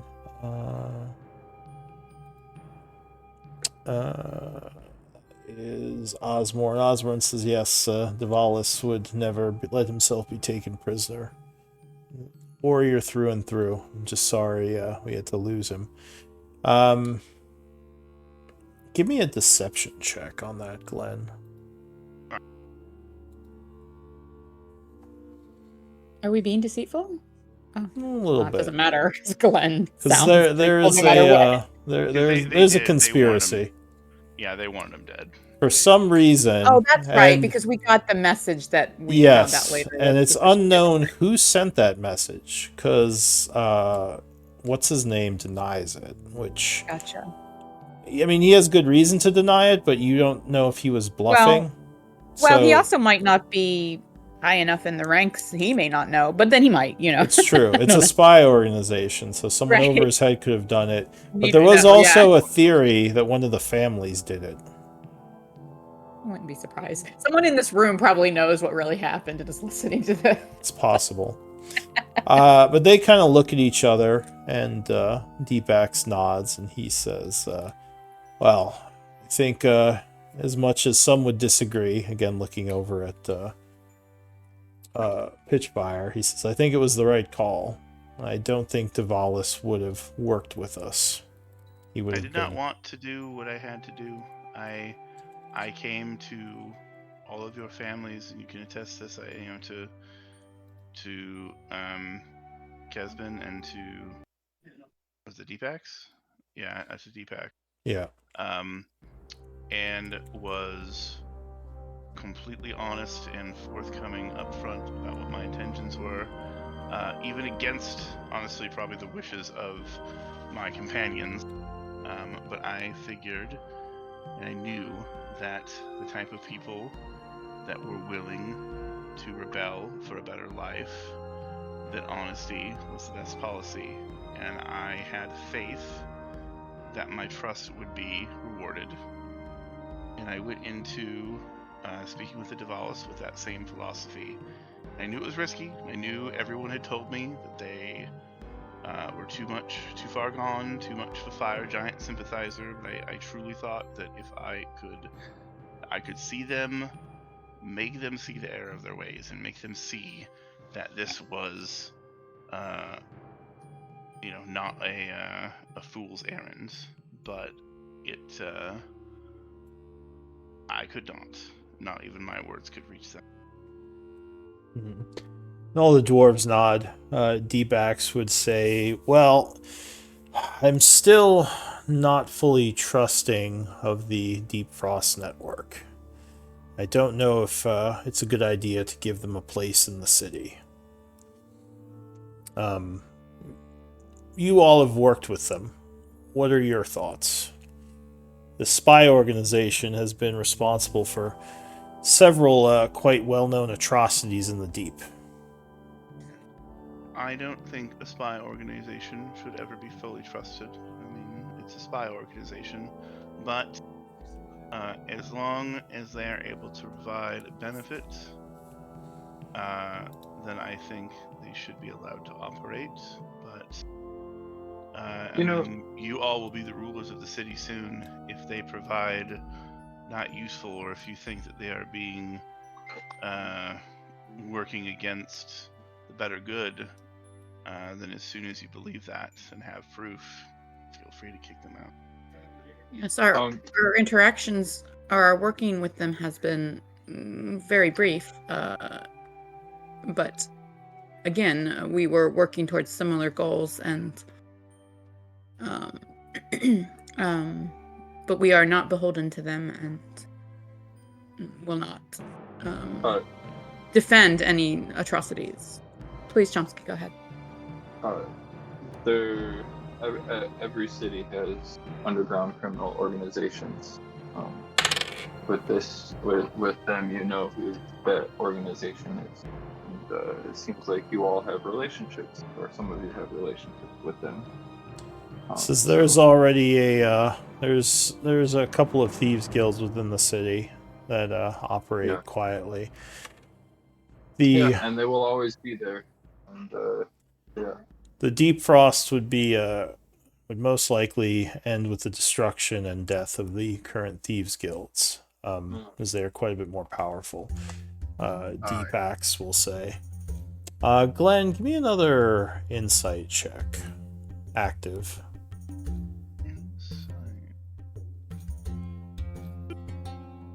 Okay. He says, very well. I guess we can figure out what we are to do with the Deep Frost. Their resources will certainly be of help in the times to come. But back to Glenn and your suggestion of getting some of the Molten Chapel treasures. What type of treasures would you expect?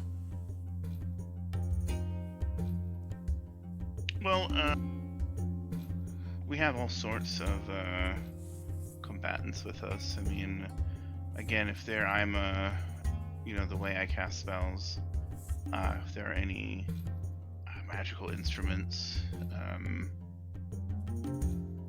I would be interested in them. Our wizard friend obviously would be interested, I'm sure, in anything that would bolster his spell casting. And likewise, for our upfront combatants, if there was any magical weapons or armor that would better fortify them or give them an edge in battle. It's not like we intend to take everything. It just kind of depends on what's there, I guess. Really anything that would help us in the battles to come. He says, how about... and they all kind of look at each other, and Kesbin will say, I am probably one of the best equipped to catalog the things within the Molten Chapel. He says there are items of rarity, and there are items that are extremely rare. Maybe we could give them each a rare item, or perhaps 3 very rare items. He says, must not know who who I am. I'm Professor Chomsky. I think I could catalog better than anybody in this room. He says, I can attest to his extreme organizational abilities and cataloging and recognition of rare magics and blah, blah, blah, blah, blah. Lots of praises for Chomsky. Yes, he is quite anal. Well, and Kesben would say, I don't doubt your abilities, Chomsky. But I think this probably should be left to us to catalog and help distribute. In addition, the professor showed extreme insight and recognition of Therian design in the past, and the ability to restore items of Therian design that he encountered along the way. As well, and of course, if there's something that we need restoring that is beyond my abilities, I'd be happy to get some of your help. But yeah, for the initial catalog, I think our people should be the ones doing it. And maybe as I said, 6 items of rare value or 3 of very rare value would be fair, don't you think? This seems much fairer to me than a few scrolls, but of course, and I'll look around to the party. Pitchfire would say, well, the scrolls were for the scepter. I assume this is your payment for helping us retake the city, is what you're asking right now. Yes, and I feel that I'm sure I could sit here and we could haggle for more, but I feel like that is you have offered a fair offer. He says, so which would you prefer? 6 rare items or 3 very rare? Well, I would, the only thing I would argue or barter, kind of counter with, is that we make the decision once we catalog the item. Nods. He says, fair enough. Once we have a list of things available, I can present it to you. And the Pitchfire don't seem happy, but they're willing to go along with this. The Deep Axe seem much more content. Great. So what's the next step in this revolution? He says, well, there are currently there's a lot of unrest within the streets. The fire giants have attacked some of our people, which is good for us because it will turn public opinion even more against them. We must consult with the Deep Frost to figure out exactly where our resources would be most strategic, but we shall be in touch soon. Unless there's... Go ahead. I have an idea. How well known is it? So is it well known that Farago has been slain? The rumors are swirling. Many of the people believe them to be rumors, though obviously we know that they are true. The giants know it's true. Okay. Well, if you want to sway public opinion, the best way to do so is with... Well, yes. But if you want to sway public opinion, yes. But if you want people to get up and fight, unfortunately, I will admit it's going to take more than music to do that. But nothing is as good as a good story. I would posit that we choose one of you to essentially turn into a hero and let them know that it was you who killed Farago, and that you are here to rally the fire, or your people, and free them from tyranny. Because I feel like the message would go over a lot easier from one of their own than coming from a surface dweller. He says, well, the only issue is that would put a very large target on one of the families, as the giants would quickly find out through the rumors and most likely attack whatever house claims, responsibility.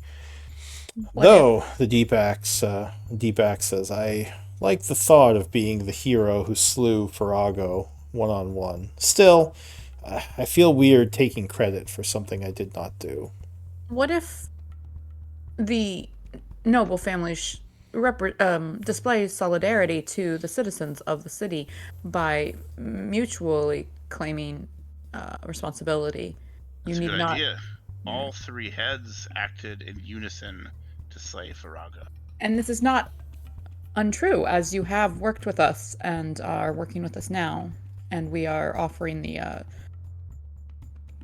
Kesbin will say public opinion is pretty firmly against the giants, but a show of unity among the houses might finalize the conflict.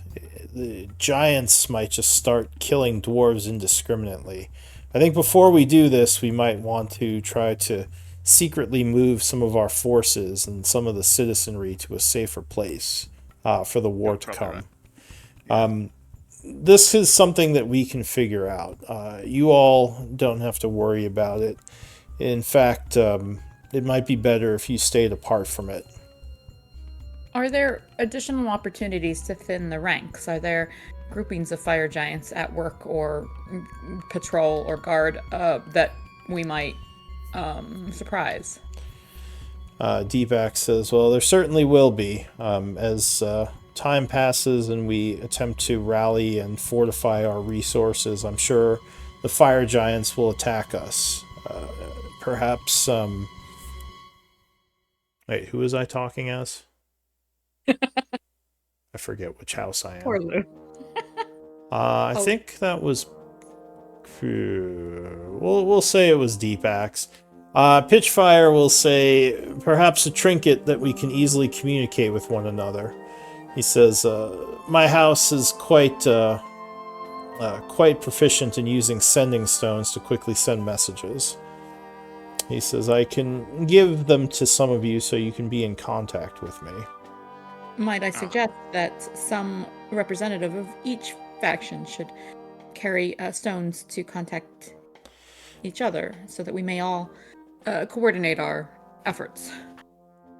This is a most generous offer, I would say to the one who said. Give me a persuasion. All right, has it been less than 10 minutes? No. It's past 10 minutes. Sure, we'll say it's been more than 10 minutes. I don't use Pitchfire it very often, so. Pitchfire nice. says, my people have the sending spell. If there are messages that need to be sent to the houses, we can do so. But yeah, we would like to keep in contact with your group. Well, we would prefer not to utilize our magical strength for such mundane tasks. So if you are, I guess I'll look at. Did you say it was Pitchfire? If you are offering sending stones, we would be most grateful to communicate in this way. Deepak says, and what if we have messages they want to send them? He says, well, maybe you shouldn't be such a dullard and learn some magic. Or have someone in your family do so. Well, and I was suggesting that you could perhaps provide pairs of stones to all the factions. Since you are so talented at this magic, as you mentioned. Give me another persuasion check.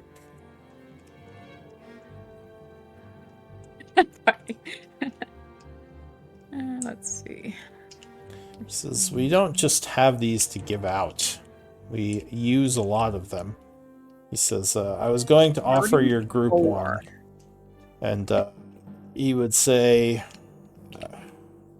that would be awesome. We would love, yeah. Yes, we would be most grateful. But of course, it would be highly beneficial for all parties to be kept informed in real time throughout our efforts to ensure the success. How about you just loan one to the other family, at least while the revolution is going on? So he gives one to you, Glenn. Osmorn Pitchfire does. He says, we'd have to commission the creation of more. Right now, my family only has enough that we've been using the ones we have. We might have a few done in a few days, but again, our people have sending. if emergency messages need to be sent out to the dullards of Deepak's house, we can just do so. Well, I guess that's should work for right now. Fine, we don't need your damned magic anyway. Our people can just send messengers, as real, honest dwarves do. We'll make sure to keep you in the loop. Don't worry. Yes, we will tell you if there are any issues, Deepax, and if we should see your manor on fire, we shall know you have problems and send help. And Kesbin just nods. He says, it sounds like we have it all sorted then. Alright, so go ahead, Glenn, make sure you record you have a sending stone for the pitch fires. Alright. For Osmorn Pitchfire. Says, well, I think that gives us a plan. If you get in touch with your Deep Frost network, have them get in touch with us, as we need to speak with them. Any one of us will do. Osmorn says, perhaps I would be the best candidate, as I can use my sending spells to relay messages to the other two houses. Give me another insight check, everyone. Active.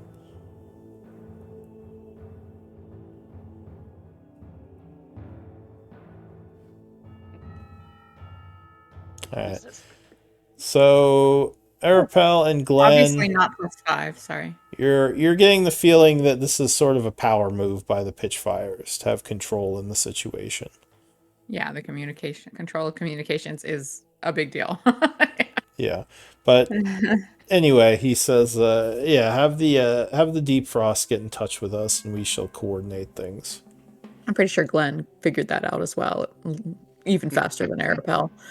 Yeah, Glenn is also a spy and kind of political, so Arapel was still computing when Glenn was on board there. Beep boop beep. All right, is there anything else then before we adjourn this?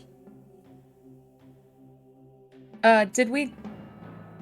Sorry, actually this is kind of out of character in case I missed it, but like, we're keeping the staff, we didn't want any of the scrolls and they didn't offer anything else? Or did we... So again, if you wish to give us the scepter, we might be able to turn it into some kind of weapon against the giants or unlock some more magic potential, but if you do not wish to trade, I shall assume that you have your own plans for it. I hope you're not just going to hang it on your wall like a certain dullard house might do.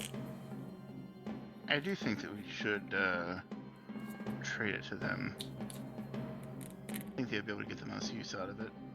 I am not against trading it to them, but again, it is an item that contains much magic, and I'm not sure if any of the scrolls that were offered piqued the interest or felt commensurate in power to the offering.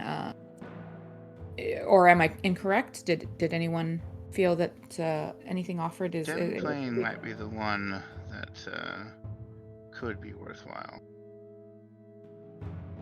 As a eighth level soul scroll is... That's what I thought, Chomsky, but apparently that was for helping with the revolution, and that this is specifically for the scepter. Yeah, well, the magical items that they offered were for taking back the city, because they don't have control of the Molten Chapel right now, so they couldn't give you those items even if they wanted to. So right now it's just about whether we give them the scepter now and accept some or some of the scrolls they offered, or hold on I've to been it. muted. Yeah, so we can give them the scepter now in exchange for 8 rare items or 5 very rare items. Oh, this is very wise. Cost interest. Yeah, very wise negotiations, Chomsky. I actually support this. Wait, what do you want? He would like... Go ahead. You say. So we've currently been offered, when we take the Molten Chapel back, 6 rare items and 3 very rare items. What if and we give you this scepter, it's 8 rare items or 4 very rare items? The 3 families would look at each other. And we'll give Pitchfire. you the scepter now. Pitchfire seems like he doesn't like that. Actually, none of the families seem like they like that, just from looking at them. They're quiet for a moment. Pitchfire says, I don't really want to offer more of the Molten Chapel riches beyond what I've already offered. Well, surely some of your houses hold magical relics, even now, outside of those we might find in the chapel. Does anyone have anything to offer besides the scrolls? I'm also fine taking this back and examining it, spending some time examining it to figure out its true value and what we can do with it. Very well, Chomsky. I support this. Arapel will back off. Pitchfire says, well, it would be of use in the coming war, but as I said, if you, as long as you're doing something with it and not just displaying it as a trophy, perhaps you might be able to come up with. Apparently, it's not going to be that much use. We do not currently have a home hearth to hang it over. We don't have a home. We'll definitely put it to use and figure something out with it. Excellent. All right. Well, if there's nothing else, I assume we can conclude. Yeah, I think so. All right. So as everyone is kind of getting ready to go, Kesbin walks over to the group and he says, "Very well played. I think even though Pitchfire is a bit reluctant, I think they're getting more and more on board with the plan." I believe his teeth have lost a couple millimeters in his grinding during this. He says, indeed, I'm surprised he's even at a table with Deep Axe. Says, only the fall of House Davalis would have brought that about, I think. Because he knows without his Davalis ally and the weakening of the fire giants, he is in danger of really being shunted if the city is retaken. So I think you've done well to secure his resources and his favor. Might I suggest that we also, despite our reservations of his loyalties, include him and continue to honor the agreement to work with all the parties here, so that he might actually come to perhaps trust. Maybe. We'll see. But give him no reason to distrust and turn upon us. Because I don't think he distrusts us. I think he's just unhappy with his position. Because he knows he has a weakened hand without his most powerful allies. Especially because of how the Deep Axe have more of an alliance with my house than his people do. Understandable. You would, I think, feel the same in his situation. Says, but I think says just keep me informed, and we can move forward once we have our plan for attack. Very good. Right. I'll look around at everyone. Great. Pleasure. Are we good? All right, so you're... I think we could hopefully make it over to those caves. All right, so where are you going? Well, I'd like to see if we can go back to those caves to free Slovak's friends. Alright, how are you getting there? Well, I can get most of us with invisibility, I believe. Do we need to be invisible? Are we not disguised? Well, the Molten Chapel is on, super heavy lockdown right now. They're probably not going to let anyone in. Yeah. Oh, I thought you meant the field with the beholder field. Is that past the Molten Chapel? Yes. You have to get to the main hall where the battle happened, and that's where the cave is. Oh, apologies, since I missed that session. I didn't realize we'd actually, gone through the Molten Chapel. Okay, cool. Yeah, so it would be very dangerous to go in there right now, especially as a dwarf. Okay, so the invisibility may be a good route, although it is possible that they have warded against such things. Yeah. It's a common way to sneak in, so it's likely they've warded, Kesbin says. If actually, are you talking about this in front of him? I just assumed. He said his farewells, and we kind of said that we were all good with the conversation, so I'm not sure. All right, so if he left, then never mind. He wouldn't say anything. Do I think that I could teleport us there? If you have teleport and you are familiar with the area, then yes, you could. Can you teleport us out if you have done so to get us in? Nope. Yeah, I think it might be better for us to try to infiltrate and keep the teleport as an exit. Cool. Let's go talk to Boulder Bottom. He's very familiar. There might be another entrance into that cave. Boulder Bottom's with you. Yeah, and he was here with you. Our camp hireling who does disguises. We could also re-up our disguises as guards. Maybe you could all stand on each other's shoulders and do a giant disguise. So that we or at least if we should lose invisibility, we would then be disguised, like have a second layer of disguise. Does that make sense? That's an idea. Yeah. I mean, we've got, so Boulder Bottom knows kind of roughly the idea. We also have the guard who joined our camp. I forgot about him. So maybe he knows a way in. Yeah.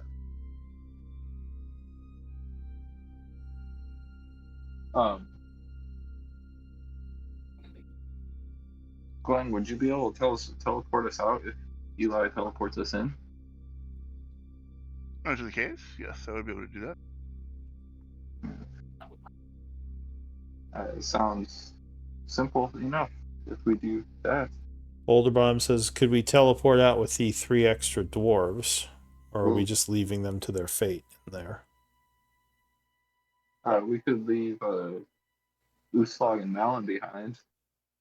He says perhaps only the wizards teleport in quickly, though he says, I still feel that dangerous. I mean, can't we just wait to save them? They've been there for 1,000 years, right? Or 100? I don't know. How long have they been there? 100. He says, I'm sure they're going to still be there once we make our way down there. But that's just my thought. I hate to think of my brethren languishing in stone form, but again, like, they've been there for a while. I think they'll still be there later. Mostly it's because it's going to cost all of my 5th level spell slots to restore them. I'm hoping that once we go there, if we do have to fight some sort of beholder, I'm hoping to have those spell slots ready for battle. If we're able to free them today, there will be spell slots I won't have to spend while fighting the beholder. 3 of us teleport in, and there's a bunch of beholders there. You know what I mean? Is that a possibility? Multiple beholders? He says, I don't know. That's what Slovak was talking about. The beholder and his guardians, right? Oh, I didn't realize there were multiples. He says, it sounded like there was a big one, and he had smaller ones working with him. Perhaps they are his progeny. Glenn, you were saying save our magic and try to sneak in.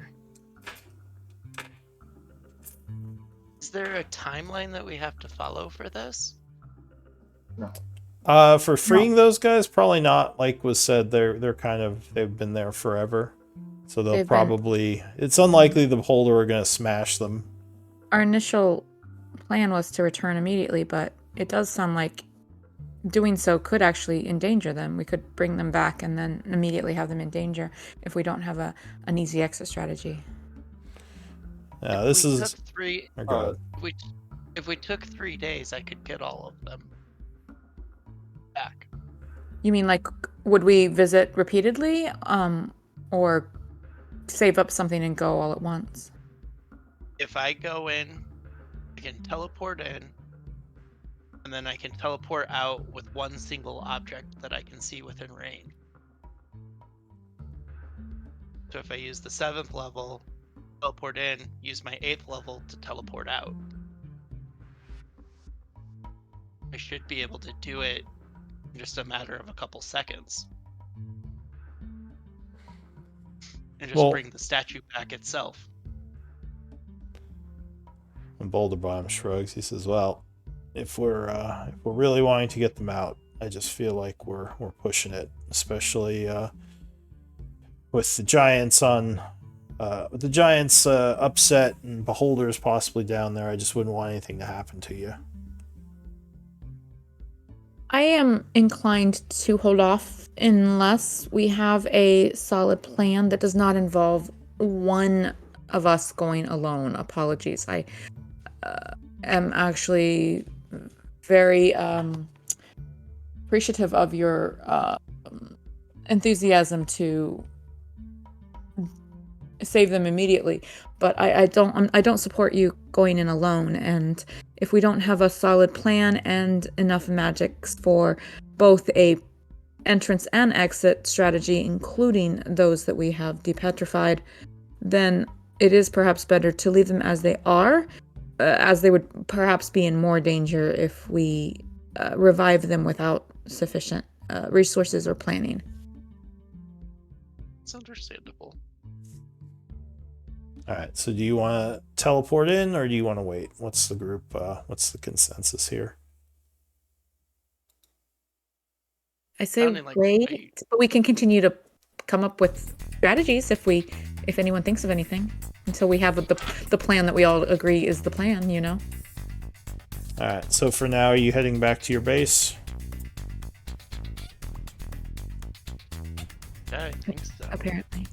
All right. So you go back to the base, kind of in the under area of the forge. Guys, remind me, please, how long has it been since we talked to any of the three kings? I kind of asked this in the Roll20 chat earlier, and I wasn't exactly sure because I don't want to mix up my It's groups. been like 3 or 4 days, right? Because they changed bases, right? They left us in the base that they had originally established and moved to a different one. Yeah, they kind of disappeared and then ghosted Okay. you. Okay, all right. So when you get back to your base, you would find Deep Frost, or what's his name? Not Deep Frost.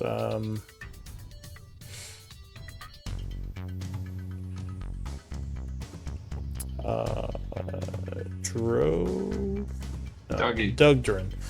You'd find Dugdrin waiting for you there, with a kind of concerned look on his face. He would greet you and say, "So, I heard about your meeting with the families. How did that go?"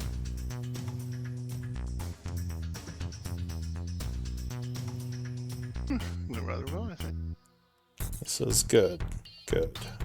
I'm guessing I should get in contact with them to find out more about what the plan is. But also, I have some unsettling news that I wanted to share with the group. He says, "Do you know how we discussed Eli getting the message about the ambush at House Davalis?" He says, "We believe that either the Deep Axe or the Kesbin are the one who sent the message, but we don't know yet for sure."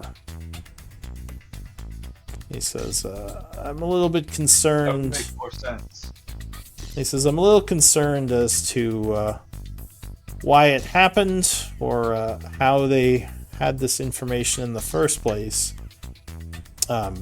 But yeah, one of our friends may have not necessarily betrayed us, but definitely used some. Spoke a little too much. Yeah, we're what's the word? Anyway, yeah, we were lied to by one of them." He says, "Do you have any suspicions as to which one it might be?"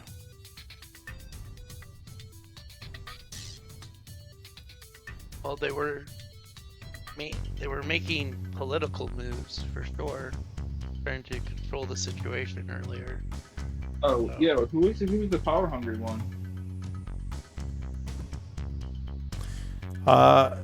They were all kind of power hungry. Who gave us the Fending Stone? Oh, that was the Deep Fire.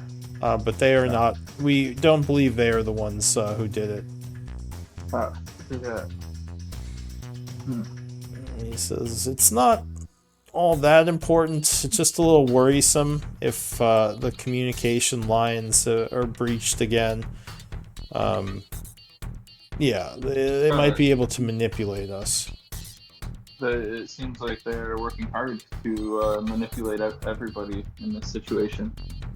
Yeah, which is not unexpected. Both of those noble houses are jockeying for position. Yeah. Alright, well, I just thought I'd let you know.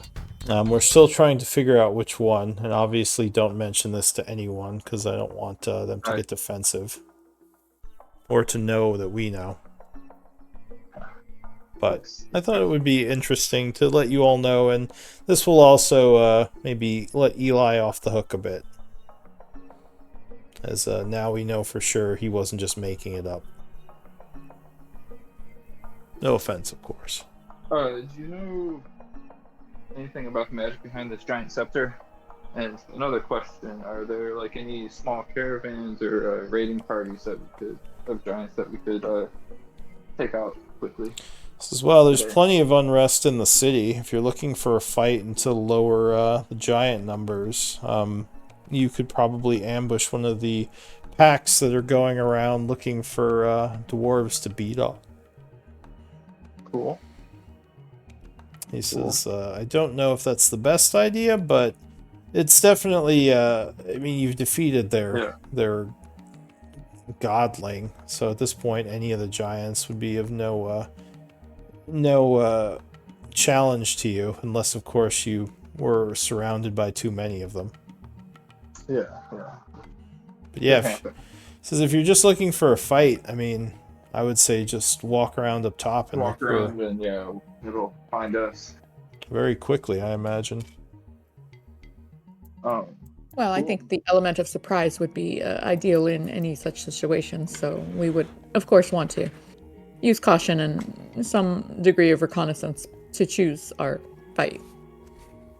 He nods and says, alright, well, unless you have anything... or go ahead. I was just gonna say, there were a couple of houses that seemed quite hesitant to talk with, or to, quite hesitant of your organization, whether your organization is trustworthy or not. Which one? Here. I forgot. Which one? Keston, not the Kestons, the Pitchfires? Does anyone remember? Boulder Bottom would say the D-backs were the ones questioning the most. Yeah, D-backs. The D-bags. He says, that wouldn't surprise me. The D-backs are the most hesitant to work with us. I think they have connections with the former criminal or the current criminal organizations. Yeah, very much so. That's exactly what they said. Says, well, thank you for telling me. But I'm going to try to get in touch with, who did you say was running the show? Is it Kesben? The Pitchfire have the stone, or have the way to communicate. Oh, okay. But you can send the... I mean, you guys probably trust Kesben most. Yeah, I would say Kesbens are the ones we should send these guys to. Kesbens. But anybody else want to airpo? Fine. So do you have like... Yeah. Do you have an inner dialogue spell going, or are you just saying this out loud? I don't think so. Alright. So he says, yeah, we can go talk to the Kesbens if you trust them the most. From we there... at least have similar goals, yeah. Yeah, from there we can talk to the others. Alright, well, if you wish to go and hunt on the surface, good luck to you, and just be careful not to get overwhelmed. We're going to need you in the next few weeks. Be ashamed to have you die as martyrs now. That it would. and he'll take off if no one else does. We anything. also wish to avoid this outcome. Yeah. All right. Well, if you're gonna go hunting for giants, why don't we do a 10-minute break? Let everyone. 10-minute breaks are great. Yeah, and we can talk more when you get back. But yeah, we can check in at about 10 minutes from now. I don't know if hunting for What do giants. y'all want to do? I don't know if hunting for giants is necessarily our prime objective. I just mean, like, listen to me, prime objective. Like, I'm trying to think like Arapel, and like, I don't always do it well, but I try to like come up with vocabulary that's more Arapel when I'm talking. So, anyway, I don't know if that's our primary thing right now, but also I think we would welcome opportunities to thin them. You know. I'm fine passing time. I just wasn't sure if we wanted to get a battle in today. I mean, we could do some fighting. Honestly, like the next parts, I'm hoping we can have everyone here for. Yeah. Because it's going to be the like big final battles moving into a really big decision that the group's going to have to make. I think we should try to contact the Three Kings. I like that idea. Yeah. Honestly, I'm not gonna lie. I was actually kind of struggling during that exchange with all of the talk about Molten Chapel and their reticence to give up items from the Molten Chapel to us. Splitlanders. Yeah, well, here's the thing. It's like, I mean, Arapel can't lie. And honestly, omission is a form of lying. Yeah. So I was actually really struggling with, like, I mean, he kept his mouth shut, but, like, I was kind of struggling in that whole encounter and exactly how he might approach that. But of course, we as a party know that the Three Kings are planning to raid the Molten Chapel. And at this point, with us having this whole conversation with these dwarves and not being in touch with the Three Kings for a few days, we don't know when their heist is going to go down. And if it happens at a moment that makes us look super guilty or suspicious, you know, like, you know, that's something we need to consider. Yeah, if like you get in there and all your treasure's gone, then it's like, well, I guess we're not getting anything. Yeah. I mean, I think Melon tried pretty hard last session to contact them. They're just they don't seem somewhere at 2 p.m. one day. Oh, interesting. Well, he was on the trail, but he didn't. Oh, you're right. That's he didn't right. follow it too far because you were in the middle of getting ready for a fight. Yeah. No, I missed last session, but now that you say that, I remember because Arapel was carrying around one of his little like magic mouth things. Yeah.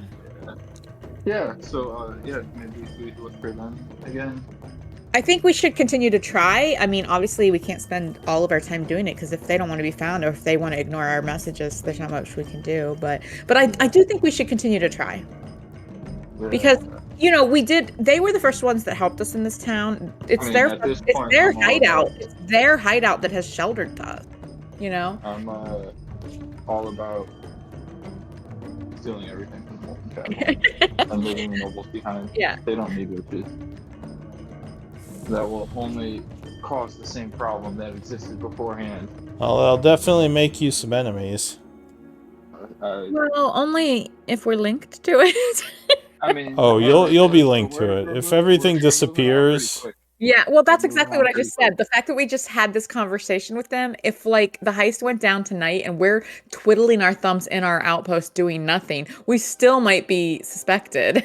This could screw up your whole revolution, like, because all the houses might turn on you. Well, then we just go to Boulder Bottom's passageway. Yeah, then you just be like, all right, we're out. All right, we're moving on. Time to go fight the Shadowlords. Yeah, the bad thing is you wouldn't get any of the rewards, though. Exactly, which I would like to maybe avoid not getting any of the rewards. Go ahead, Chomsky, sorry. I thought you were going on break, Lou. Yeah.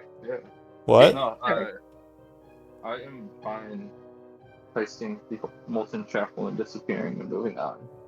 Well, what I'm saying though is, when we first came to this town, when we first came here and we befriended the Three Kings, they kind of sort of conscripted us. Not that we necessarily have to be there for the heist, but we've kind of been helping them with their preparations for the heist. And then we started the whole path the whole like revolution thing. Well, no, I guess Which is like they were kind of we hand were in hand, starting the but revolution a few thing, weeks even ago- when we came in. But yeah. But, Anyway, last week we were given the choice to work with them or continue with the revolution, and we chose the revolution and got ghosted by them. well, I don't know if we chose. Well, yeah, I mean, yes, some of our actions like went towards moving the revolution forward, but I don't know that we ever made a decision that we consciously knew was we're no longer working with the Three Kings on their heist. Like I thought we were like, hey, we're waiting around because I they're swear doing. yeah, because Malin said the same thing you're saying. I mean, But it seems- Eli and yeah. Glenn have the most reason to want to destroy the Giants, character-wise. Yeah. Um, What is? I actually didn't know Glenn's reason. I just know that the moment we got to the mountain, he immediately started planning a revolution. You'll have to ask him about that, but Eli Oh, no, yeah. definitely has a solid reason. Okay, good. That's why I'm like, you want to go hunting? Let's go hunting. Let's go kill some No, yeah, and I'm giants. totally down to thin the numbers. Like I'm not saying that's our only choice or our best choice or the choice that like we have to do, but like if And- that's something we saw a good opportunity for, that I'm like, yeah, let's take it, you know? I mean, I will say, like, if you just want to battle giants tonight, it's not going to affect the overall war that much, because you'll only be killing Alright. a few.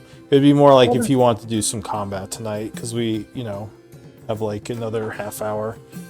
Or if you want to Yeah. wait. It's up to you. Or you can go look for the Three Kings.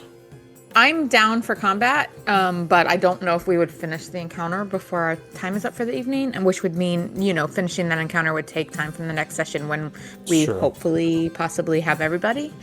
But I would like to find the Three Kings because I would like to know what their plans are for the heist and like them to know that we have not blown their cover, and that we could potentially still benefit from that heist with them, regardless of where we go with the other things. I don't know. Maybe we could do I don't know. about if people want to fight or look for the Three Kings. Yeah. I think the Three Kings would be... Or go ahead. I don't have any, I haven't had any real game experience with the Three Kings. Would they be a possible buyer of the scepter? If they think they can resell it elsewhere, would be my guess. Or if It might they, be too heavy for all of them. well, but do I they like think that. do they think they could maybe use it, like if the other group was going to use it as a weapon? Yeah. They're not necessarily. I don't think that they're necessarily arcanists. They have magical abilities. Like one of them is a changeling. But I don't know that they're necessarily arcanists. They've got basically an artificer, a changeling, and I don't even know what Rando does. He stands around and like looks good and He's the touts face. his own abilities. Apparently he is very good at infiltration, is what he said. Okay, well there it is. Infiltration and All right. sword play. He's So like they have their... a face. They have a face. They have a brain, and they have a changeling that can be anybody and has this super skills at like spying. Yeah. The other thing is they've been preparing for this heist since long before we came here, and when we came, they just decided that we might be able to help them with some of the things that they were still trying to tie up or like work out, and so we provided them with a distraction, I think, right? And I'll be right for them back. to get one of their pieces that they needed. Yeah. So, but the overall goal is they've got this big plan to raid this chapel for all the goodies that the old dwarves left behind, and we were kind of supposed to be their partners in that. And then in simultaneous to that, as we came into the city, we started talking to dwarves and kind of got this whole let's lead a revolution because the dwarves are suppressed kind of thing in our head. And we've been kind of following that, which is fine. But at the same time, like we compromised, we're not a stealthy group. So we kind of compromised the Three Kings just because of the heat we drew. And so they went off and found another hideaway. And I as far as I know, we're still on good terms with them, but we haven't heard from them. And that makes me nervous because if they do that heist in a moment that I don't know. We just had this whole conversation with these dwarves about splitting the goods of the chapel, and we've seen how reticent the dwarves are to give up that stuff. As much as they criticize surface dwellers. They want the heritage of these surface dwarves who founded this empire and who made that chapel and built the things, created the things that are in that chapel. So what you're suggesting is that we team up with the Three Kings, do the heist, finish the revolution, GTFO. I'm not sure though. The thing is if the heist goes down before the revolution is done, then we may be enemies of all the dwarves in this city, and that we can GTFO at that point, but it could make things harder on us. If the heist doesn't happen until after the revolution, then the families that we're working with for this revolution might get their paws on the chapel before the Three Kings do.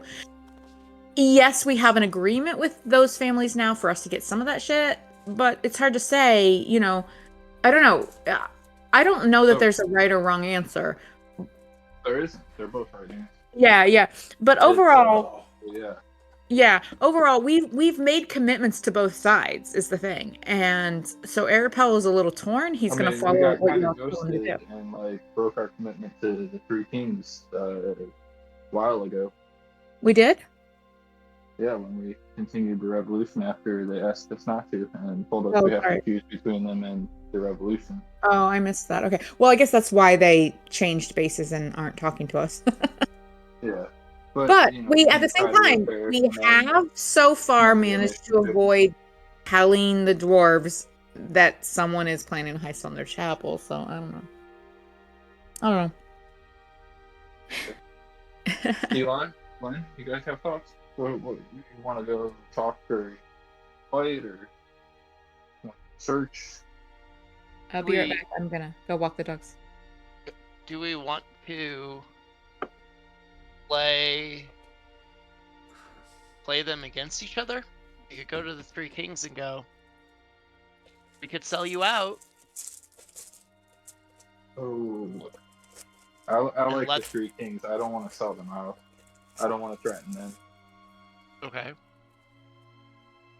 Is that because I don't have the history of the group, right? Yeah. So, or the other option is, if we like the Three Kings, if the group as a whole likes the Three Kings,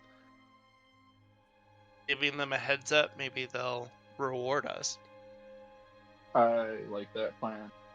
And see how we can kind of work with them to create an opportunity for stuff to happen while this revolution is going on. Right. Glenn, you got any thoughts? Or did you pass out? I think Glenn fell asleep. Sleepy time. Well, I'm really tired It's too. canon. I've had kind of a headache all day. Oh, that always hurts. That's what knocked me out yesterday. I had a migraine that just wasn't going away and kept getting worse. Yeah, I have a migraine, but I've been drinking a lot of water, hoping that helps. Yeah. Peter, is my best friend. I'm back. Yeah, I should get some Pedialyte. That was a quick walk. Okay, by walk I meant I was going to let them out back. Sorry. Yes. I mean, they love their walks, but no, I wasn't taking them on a real walk right now. I was going to say, man, boots of speed. They walk. I stand at the door. As it should be done. Well, you have to go out to clean up their poop, I assume. What is this you speak of? I said you have to go out to clean up their poop, I assume. No, I don't. It's my yard and it's fenced in. Oh, gross. You just poop everywhere. I mean, okay, literally, we don't use the yard. The backyard we don't use for anything else. It is the dog's bathroom. So it's just like a minefield everywhere. Yeah, I was gonna say call it Ukraine. I mean, I live in Ohio, so every couple weeks we have enough rain to completely clean up whatever they've left, and then every couple months we have a cold front, and every couple months we have a digging this hole even deeper now. Okay, all right. How big is the backyard? It's not very big. It's small. It's like 25 by 15 ish. Well, we just don't go back there. Like, you know, we have a balcony off of our kitchen. We have a balcony off of our kitchen, and that's where we have our grill and our like outdoor seating and stuff. Yeah. The real determining factor is how big are the dogs. Okay, a 12-pound dog and a 17-pound dog. That determines a lot in this So scenario. very different. If I said I had 2 Great Danes, it's a very different story. 100%. Yeah. All right. No, we do. In the summertime, we clean up from them. But like this time of year, when we're not using the yard in any way, shape, or form, like, yeah, no. Fair enough. Do we ever get Glenn back? I am here, sir. Oh, okay. Did you hear the part about the 2 families might be involved in the killing of House Davalis, or did you miss that? I did hear that there was it was thought that maybe some of the houses were involved in the killing. All right. It's interesting. 2 houses. That's like, I mean, yeah. Ugh. Okay. Well, it was. They think it was either Kesbin or Deepak's. Okay. Not necessarily in cahoots, or maybe they were. I don't know. Yeah, they don't think they're in cahoots. Okay. I think one of them did in secret. Well, it makes sense though, because you know that's what unevened the alliances among these families. The reason that the one family is now kind of having to go along with things is because he doesn't have the alliances he had before, and the other 2 are now stronger for it. So it totally makes sense for either one of them. But with the last half hour, would you guys want to go looking for the 3 kings or go fight? It sounds like 3 kings search, but Glenn, yeah. Where were we on? I'm sorry. Where were we on finding? Going back to Greater Restoration, the Stone Map. I think it's risky. Our concern is that getting all of us in and all of us out, including the people that we bring back from petrification, is problematic. Okay. And we would be depleted in our resources. Yeah. Well, we have. Well, that's just it. Go ahead. Because I can invisibility over there, and then I have the material to just Greater Restoration a couple times. All right. And then bounce. And if I'm invisible, if I see a beholder there, I'm just gonna be like, nope. Well, okay. So here's the thing: is if everything works out to plan, great, you have a plan. But if anything goes wrong, what's your second string? Like, do you have? I can upcast invisibility so that the 3 of us can also get in there. But that's more people that we need to get out, right? How many people can we teleport? I think 10. Oh, okay, that's pretty good. 8. I'm down. I mean, I'm down to save these people. My thing was simply, if we have any chance of this going south, then leaving them in. Yeah, leaving them petrified when they've been petrified for decades or centuries, we're not sure which. Leaving them petrified for another few weeks or months, it won't make a difference.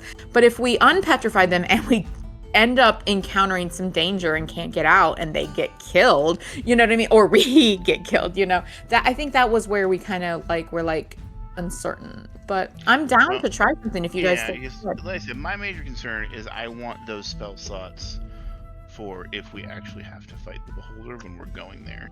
Yeah. For reals. Yeah. But then if we are able to get rid of the Beholder, it's easy to go back in the safe area here. Let's do everything later. If the Beholder's gone, then we're probably safe to take a rest, because the Beholder's been there long enough that nobody's going to come anywhere nearby, and we can rest and then bring them back the next day. After you slay the Beholders, is that what you're saying? I mean, I'm proposing that. That was just me. I don't know that the party agreed. So, yeah, Eli, you got thoughts? I'm just thinking, if it's multiple Beholders, if it's actually, we definitely out of character, I'm that's terrifying. I don't have silence or blindness. We definitely need to have all 6 of us if we're gonna go fight Beholder. Right. We need Malin and Yusog to be the front line to cannon fodder so that Do I have the silence? casters can escape. Do I have silence? I don't think I do. But maybe we can get some scrolls of it. Alright, so you want to teleport in? Is that what we're doing with the last half hour? No, I think we're I'm down. safer not. I think it'd be safer to invisibility in. Cool. That way, I'm down. we won't just be like, whoa, beholders. All right, so we're going. So you guys do want to go in, regardless of. Okay. Yep. All Let's right. do it. So who's going in, and who's invisible, and who's going in? Well, I can make 3 people invisible. Yeah, and I can make 3 people invisible too, so. And honestly, I think I can teleport 10 people. I think if everybody wants to go, we could. Okay. Yeah.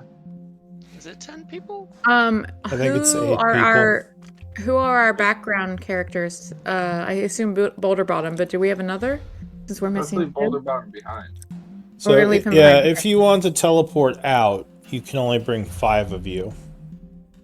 If you're teleporting all 3 out, unless you want to just, like, teleport 2 of them out and save the other guy for another day. It's 8, 8 will increase. 8. Okay, so 5. So 4 of us. Do we want to bring anyone besides our players? Since there's only 4 players today, or Well, if we brought 4 players plus Boulder Bottom, that's 5, and then we've got Cool, let's do 2 petrified dwarves, that's 6, 7. all right. There's 3 petrified dwarves. Okay, I'm But gonna. still, that's 8. But that's 8. That's the limit. So Okay, I am gonna need to. Okay, I thought there was only 2. So I'm gonna need another 100 maho from the. I'll give you 100. as long as you have I'll the take spell it slots, you can have the. Yeah, you can have the resource. Alright. I will say, if you do get attacked and we have to carry this battle over into next week, should I assume all 6 of you are there for the battle? I think that's okay. I mean, we would we're only doing 5, and then we would replace the 5th, which is Boulder Bottom, with one of ours, and then add the 6th, I guess. But but the spell would no wait. But here's the thing, though, guys. If we had a full party and we were doing this plan, We can then get 2 out. So we can only get 2 out, not all 3. let's do that. Here's How the much- other thing is we have another teleport. Because Oh, so to get out isn't a problem. got you. Okay. I can teleport 8 people, and Glenn can teleport 8 people. All right, then that's fine then. Yes, Lou, we would take all 6 of our party in then. Okay. And just make sure you guys save that spell slot so you guys both have the teleport. So, is the plan to try to go invisibly into the Molten Chapel? I think And so. guys, may I point out that our invisibility may fail and we may never get in. We may end up in combat without getting where we're wanting to go. Yeah, in fact, that's a very high possibility. They probably have warded against invisibility. Well, then, didn't we get there first for our disguises? Your first time in, you were gotten in by what's his name? Guard. Yeah, Bro. that did you say Devro? I guess Dougie. Whatever Dougie's name. Dougie. Dougie? Yeah, Dougie got you in, and they were not on high alert at the time. Because, remember, Dugdrin caused the distraction that kind of split their forces, and that's when you killed Farago. Okay. Okay, you know what? Sorry, I know I'm being a pain here. Like, No, you just I know. want to go save these guys. No, that's right. Okay, you know what? I wasn't a fan of it first, but let's screw it. Let's be company this and teleport it. Okay. We're going to teleport in, so can we teleport out? Yes, Yeah. because I have teleports to 7th level spell slot, so I can teleport us in, and then use my 8th level spell slot to teleport us out. And then if there's anyone left, Eli can teleport out. All right. Let's do it. I have the same number of teleports. Perfect. Okay. I don't know that this is 100% necessary, but if this is the plan, I support saving these people. Let's do it. All right, everybody ready? I think so. Keep going. And Glenn will start to play as his man. Ooh, baby, I love you way Have we done a short rest since the Yeah, we can do that. meeting? No. Do you Like, want it's to? been a little while. Let's do that. If you want to, then you can take an Wait, hour how does and everyone look? How does everyone look? Would anyone benefit from healing or a short rest? We had a long rest. Why is anybody missing resources? Oh, did we have a long rest? Sorry, when we started the session, everyone was saying that they were like using hit dice, so I was just making sure everyone was still healed. Yeah, That was the night before. The previous. Oh, okay, all right, we're good then. Let's do it then. If we long rested before Alright. that meeting, we're good. Yeah. give me a moment. That's way better than doing Roll. rolls. Yes, to create a map with That video was totally staged, by the way. Yeah, it was. That's what everybody said. It doesn't matter. Well, no, So it associated. happened. It happened, but then they recreated it to make a video of it. So Yeah, makes sense. What now? What video? It is a moment worth. Yeah. He's talking about the Leroy Jenkins video. very old World of Warcraft meme. Meme. I don't even know if meme was a word when this happened, but you know. Was YouTube even around? Was who? YouTube. Yeah. Yeah, I think it was. It was early, but I think it was. Yeah, Dude, probably. there's nothing like I'm gonna show my age here, but there's nothing like old internet memes. You fucking young people and your memes today are trash. You know what's funny? Everyone here is old. I don't know who these I- young people are. Actually, I don't know. Is Eli old? Melon? I will be 40 this year. Yeah, no, see? Eli, you and Lou and I are right on par. We're good. Yeah, we're all old people. I think Chomsky is the youngest. Nothing beats fucking Numa guy and Wait, Dramatic Chipmunk. And, How old is Glenn? How old are you? I just turned a few days ago. I just turned 37. Oh, so yeah, I think you and Chomsky are both the young ones of this So group. no babies. 35 here. Yeah. How old And I is think- Uslag? And And Matt? I think Oh, Carly, Uslag is Carly's, like, young, in the yeah. middle of our pack. I think Carly's somewhere in the middle to low of our pack. Like, yeah. So Oh yeah, and what's his name is super young. He's like a teenager, I think. I think he's like 19. Yeah, Malon's like fucking 14, isn't he? yeah, I was like, I'm 13. I Well, don't know how old he is, I think but he's would more believe like that. 20, but yeah, he's pretty young. Same thing. Sure, he's watching a stream right now. And he's like, shut up, you guys. Sorry. Sorry, baby. He's got so Sorry, much energy. baby. I'm just like, he's gotta be young, dude. He's just looks tired. Why and are you not tired? Ugh. I know. I'm like, why do you not sound tired and disheveled and like cynical?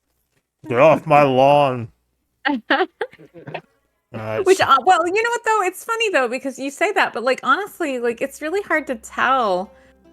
Like once you know someone's age, you just kind of like go like, oh yeah, this makes sense for this and this. But like sometimes it's really hard to tell. Like Matt, I'm assuming that you are similar age to Mikey because you guys have been friends for ages, right? But like Well, he's honestly, 7 days old or younger than me. if I had to guess, I would make you at least 5, if not 10 years older than him, just from interactions with him and how he plays his characters. You know what I mean? Oh, So he's like, Mikey, what do you expect? so yeah, I mean, like, it's not. It's. There's still a lot to be like. I don't know. It's not an. There are no obvious equations. You know, it's not something that's necessarily identifiable or predictable all the time. No, I've heard wow. both like, oh man, I thought you were a lot younger, or I thought you were a lot older. Like I've heard both. So you teleport into the cave. Okay, here we go. I roll need for initiative, initiative so- rolls. God, fucking. All 4 of us. Let's go.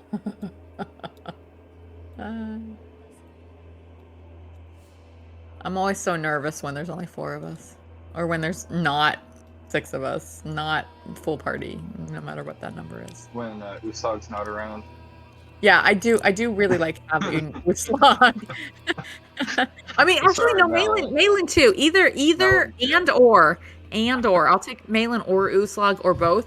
But like, Yeah. yeah, like if both of them are here, like my Crusader's Mantle is exponentially more effective. So, as you appear, an alarm sounds. Like the spell alarm is blaring. The first one to act is going to be Glenn. What are you going to do? You teleported them in, right? Yes. So the three statues are still in the same spot ahead of you, but it seems someone has cast alarm since then. Oh, wow. Okay. He looks around and then just says, "Guys, should we bail until the revolution is over?" How much does a statue of a dwarf weigh? Probably like, I don't know, 3 times normal weight, so like 800-900 pounds. Oh, fudge. Okay. Maybe 600-700. I'm not sure. I assume statues would be very heavy, though. I mean, we're here. We could stay and see what comes, but this is actually, I don't know. This is why I wasn't sure about this mission. Yeah, I'm fine. We can go, or we could take it out for a round or two and have the exit in our back pocket. Yeah, I can be prepared to get us out. Let me see. Yeah, if we can get a couple, yeah. We're here now, yeah. I say do it. For some reason, it's not letting me move my character on the tablet interface. Luke, can I move up to? It's not letting you move your character? Yeah. Can I move up to the one closest to me and cast Greater Restoration? Alright, so you move up to here. Casting Greater Restoration on this dwarf, who would become unstoned and turn back into a normal dwarf. I just say, hey, there's not much time. We freed your friend Slovak. He's back at our camp. He seems a little discombobulated and hears the alarm and says, "Oh, what do you need from me?" If something comes, just fight with us. I'm trying to unpetrify your other friends, and that'll be my turn. Alright, he kind of nods. Eli.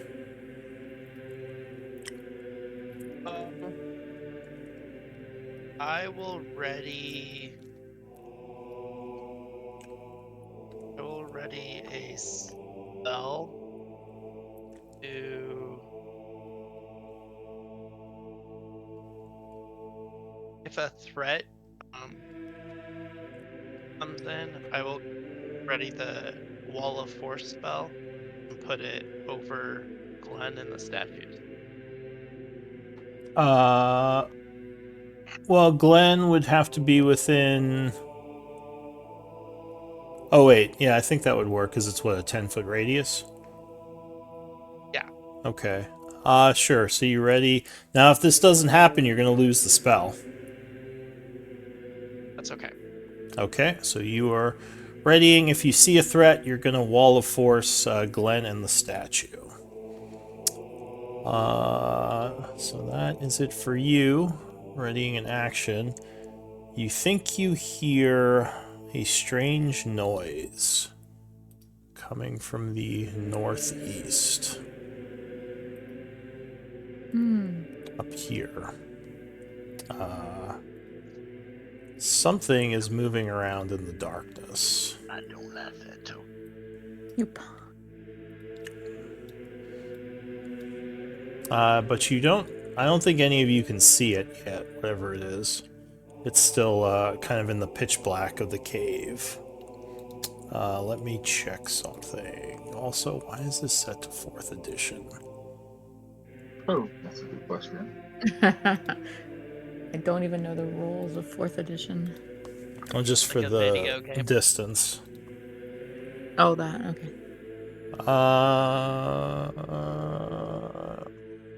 Interesting. Oh, I don't like the sounds of that.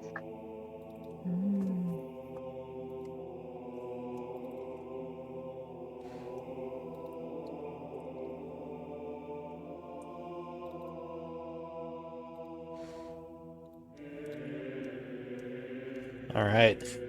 So from the darkness. No. Yeah, you. Wait, hang on. Okay. Yeah, that's it. So you hear something moving around in the darkness nearby. Then to the north, once again, you hear something moving around in the darkness. Maybe a second something. Okay. Arapel, what are you gonna do? All right. Arapel's As gonna the walk this alarm way. continues to blare. And before I leave Chomsky's hutch, I'm gonna let's put chromatic infusion on him, acid, and on his thunder gauntlet. His main weapon. It's a fist. It's a gauntlet, right? Hammer. Yeah. Okay. Okay. I'll put it on your hammer. So- Whatever's like apparent. As you go to do that, nothing happens, and you would realize, in fact, none of your magical items are working right now. Fantastic. All right. I will say to Chomsky, something is wrong. I mean, I wasn't using a magical item, but okay. Like Chomsky would realize his hammer is not like a normal hammer. Okay. Do I expend that charge or? You can't. Like, you literally can't channel magic right now. Okay. All right. So let me put that back. The dwarf says they have anti-magic. It is the beholders. We have to get out of here. Just run south. All right. So, I'll but teleport us out. the greater restoration worked, right? Yes, but remember that was before the thing showed up. Because Glenn went before it did. Interesting. All right. So something from the darkness is preventing magic. Alright, so are you going to run south, or what are you doing, Arapel? Well, I was continuing north.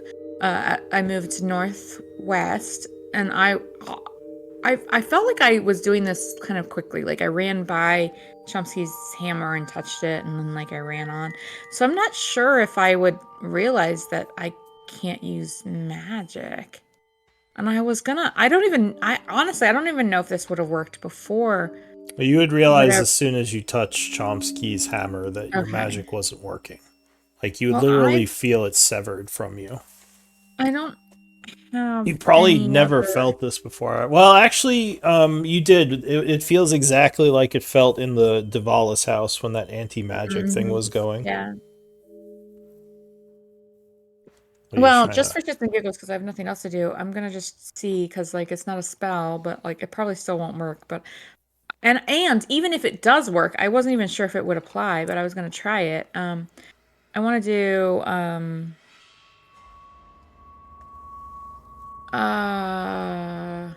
cleansing touch on this statue.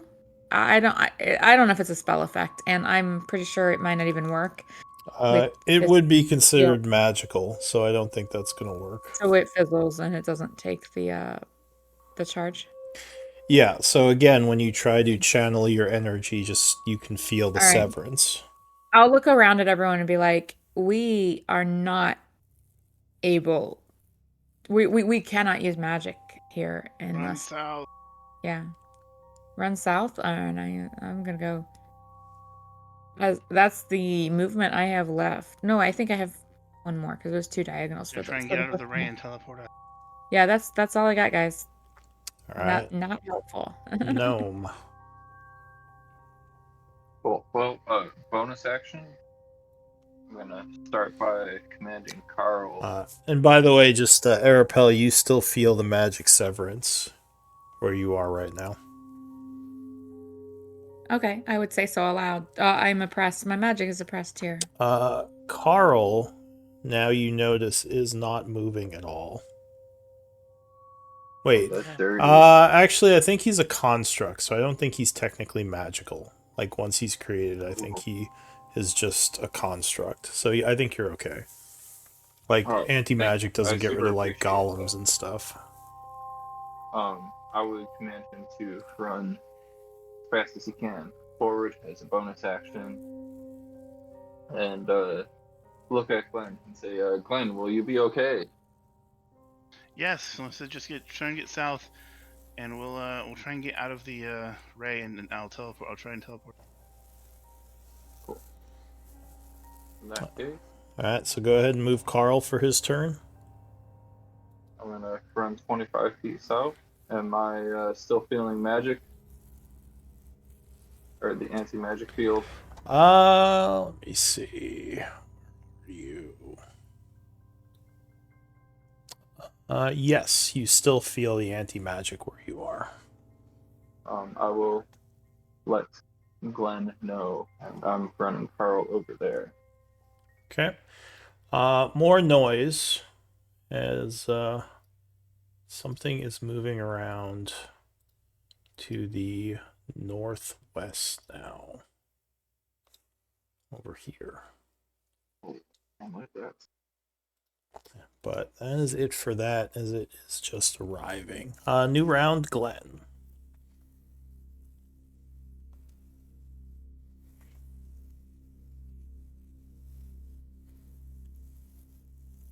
What are you gonna Chomps do? is still severed. Then,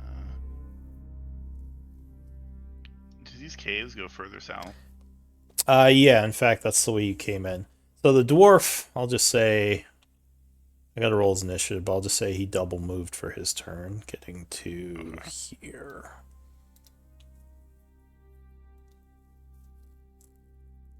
And Boulder Bottom, who I forgot to roll initiative to, will also just run south at your request and say, we gotta get out of here. Yeah, try and stick together. I'll try and teleport us when we get close enough. And then I will double move, I guess.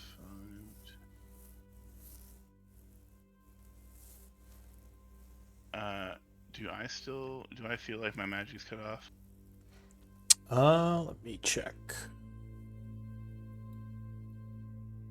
No, you can still feel, or actually, well, you felt your magic kind of return as you were moving, so you think you're outside whatever is severing magic. Okay. Yeah, you can breathe a little bit deeply. I'm out of breath. I can't cast teleport right now, but where I am, the magic is restored, but they're hot on our tails. We need to be quick about this. And he's going to. Is there anything I do this action that can help?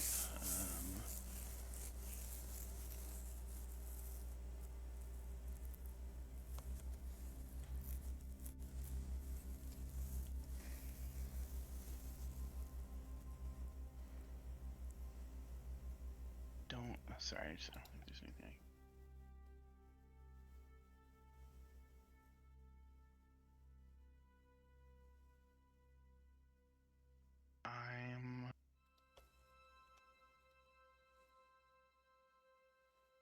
No, that's it. Unfortunately, yeah. Sorry, that's on my turn. It's not really doing anything as a bonus action to help anybody. All right. So Eli, unfortunately, your spell would fizzle as you've not used it. What do you want to do? Even when I'm not in a anti-magic field? You had already cast it and were holding it. I think I think if the anti-magic hits you while you were holding the spell, like you just couldn't use it anyway. But I think since you were holding the magic, it would still fizzle since it didn't go off. You know what I mean? Because it was like double move. Or go ahead. No, yeah, that's fine. It's double movement to go diagonal, right? Every second diagonal. If you use if you use Q, it'll tell you like how far. Like if you press Q a few times for waypoints, it'll measure that for you. 1, 3, 4. Okay, I'm gonna move there.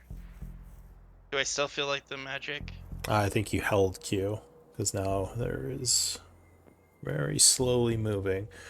Let's see.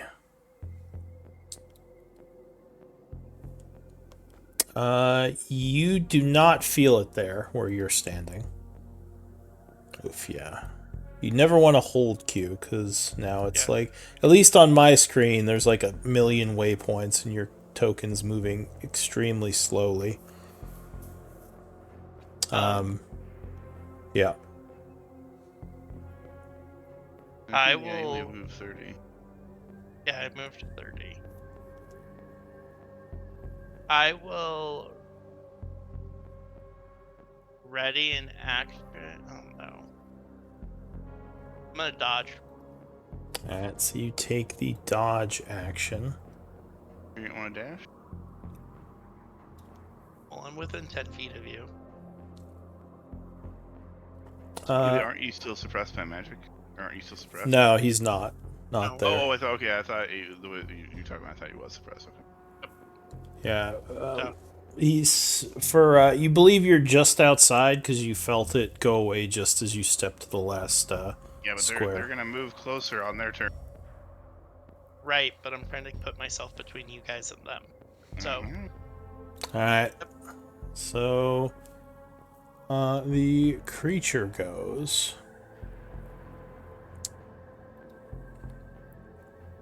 Hang on. Oh, alright. I need a saving throw for Carl. Or Dex. Yeah, dex save. Alright, so luckily he would make it. Oh, did you have Carl sacrifice? Oh, run and sacrifices. I need another Long live dex Carl. save for Carl. What version is Carl right now? Because we've honestly had him sacrifice himself a couple times before. We stopped keeping track of her. He's just now Carl the Alpaca. Carl the Alpaca. It's like when Mac, like, OSs became, like, Leopard and... And I need a Her. third save, a con save for wow. Carl. Alright, so Carl becomes the first two were paralyzed. so good. Where is Carl? Oh, and at this point, none of you feel the anti-magic anymore. Where is Carl? He's gone in the darkness, paralyzed. Oh, he's right high. Okay. He Yeah, ran that way. for whatever That's reason, right. once you heard, basically like you heard some kind of magical effects in the darkness, but now you don't feel the effects of the anti-magic anymore. After that, there's some more beams. I need another... Oh, he fails. Sorry, Carl. oh, Poor Carl. Not I hearing think, the. Yeah, not feeling the magic suppression. I would say everybody get within 10 feet of me. Carl would take 47 damage. Jesus Christ. cool. I can't see his token. I got him. Cool. He's like, don't So- worry, I'll kill him for you. You don't have to do it. What about...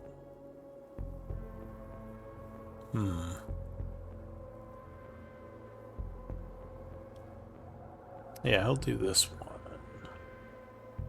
Second one.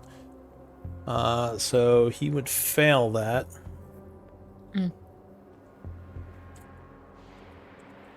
hi, Carl. I think Carl is. And No, you would I feel also- Carl's severance from you as you hear good alpaca. some movement in the darkness. And actually... yeah. So a beam of magic fires out of the darkness at Arapel. Mm-hmm. Luckily, he used his two big ones. I need a con save.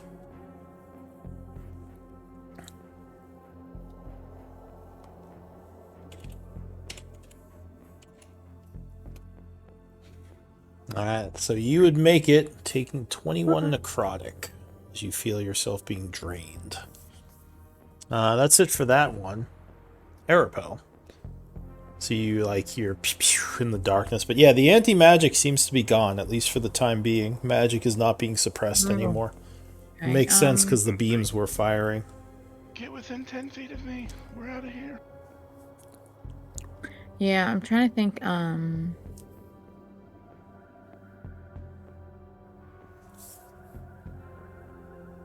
All right, yeah, I don't even know like if there's any good actions here, so I think I'm just gonna move. And Roldo and the dwarf we freed are already further south than me, right? Yeah, they're running for the hills. They were told to run south. All right, so then I Actually, guess Roldo, come back. yeah, Roldo ran really far. I was like, I thought you said run. Well, yeah, but like, not run from your exit. All right, so you yell, Raldo, get back. Anything else? Yeah. I'm gonna since I don't feel the thing on me. I'm gonna activate my my sensor. I'm gonna activate the incense. Okay. Since I don't feel the magic effect on me right now. Just I don't know. I don't know that it matters, but I'm trying to do stuff. I really wanted to try Divine Sense on one of those statues, but I feel like I had to move 15 feet north to do that, so... all right. I am here. We're leaving. I'm here. That's my turn. No All right. action. I guess... yeah. Dodge? Do I have a... Wait, do I have any cantrips? Yeah, action is hold a sacred flame if I see something, but I don't expect to, so that's my turn. Yeah, anyway. All right. Raldo's gonna say, all right, and run back up this way. Ending his turn. He's like, are we getting out of here? The dwarf is also gonna stop. He says, quickly, we have to go. Gnome. Bonus action, I'm gonna activate my boots of speed. Okay. Get double movement. And then I will bravely run away. Then stand next to one. And then as my action, I am going to cast Aura of Purity. All right. And that'll be my turn. All right. So, unfortunately, you would feel the suppression hit you again. Magic is once again being suppressed on all of you. Into the new round, Glenn. Does that suppress things that are already active? Yes, those go away. Now you can keep concentrating on them, but they don't come back until the suppression goes away again. Well, if they're not concentration, then... Yeah, okay, gotcha. All right, I gotcha. Yes, if they're not concentration, then they're just suppressed till it goes away. Do I feel suppressed still? Help, being suppressed.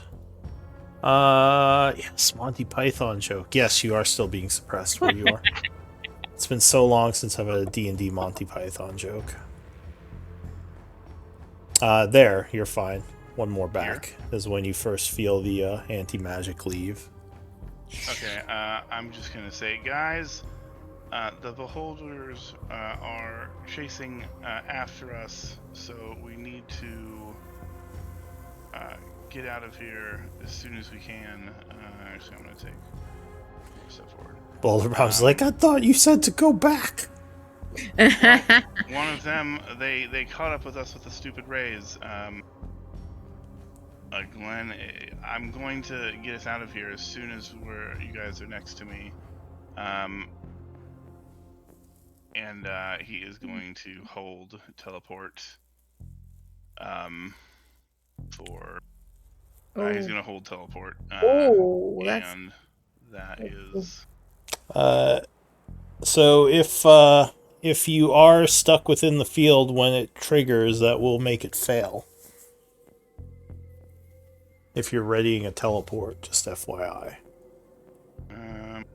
And if you're... Because there might be multiple of them.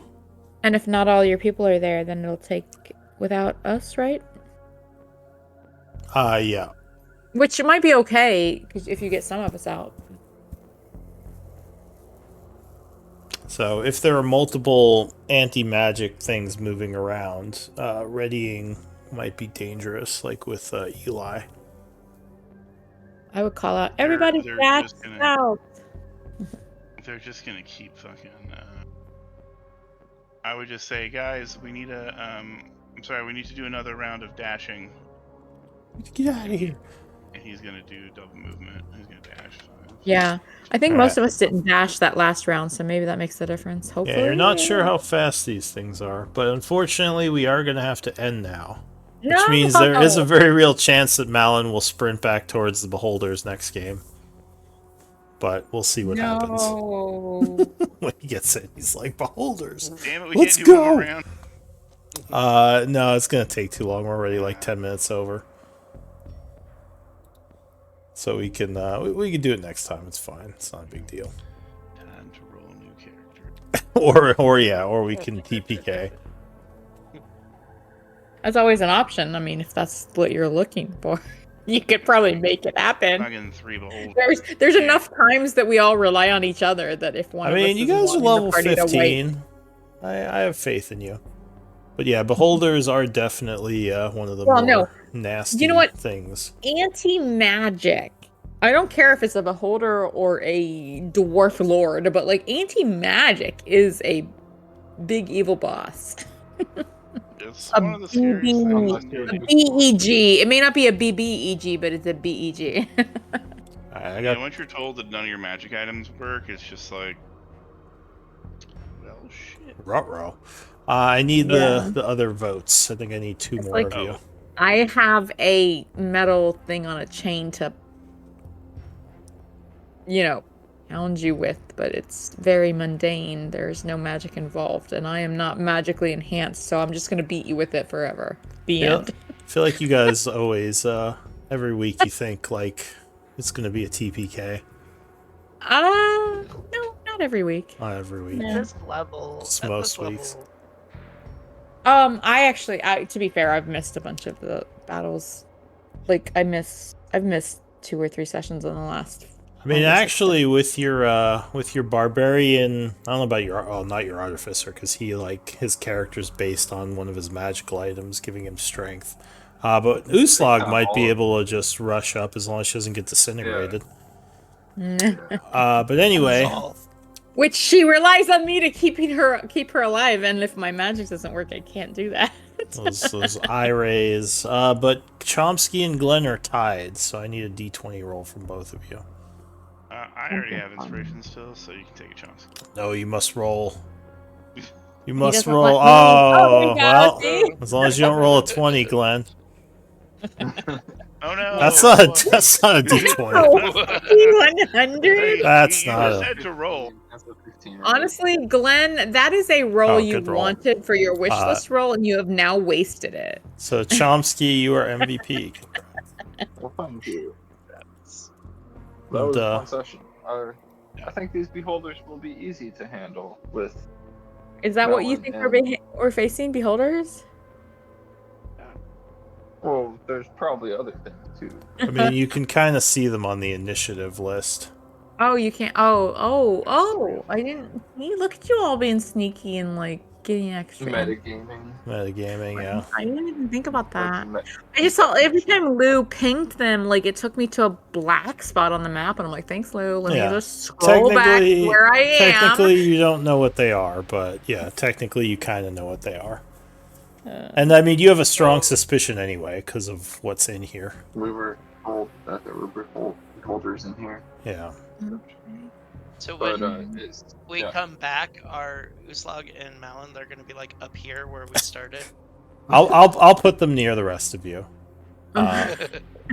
Not near Glenn, but they can be. That would be funny if they're just back there. It'll be like the fire giant battle all over, where Glenn just like poofed back in front of the fire giants and got like blasted a They bunch. might want that. Well, we've been calling for retreat for at least the past round, if not part of the previous round. So I can't imagine that they would be like way far in, but Yeah. like they'd have It's valid. moved back towards us. Yeah. It is Malin. Yeah. Yeah, but Malin benefits a lot from Arapel's aura and Uslog's like the rage thing she does that like emboldens all of us, and yeah. So I mean like not that Malin is formidable, like he can run in and do some crazy if like you don't burst tell damage. if you don't tell Malin about the anti-magic field, I think he'll be up for fighting them. But once he finds out about that, he'll run away. Yeah.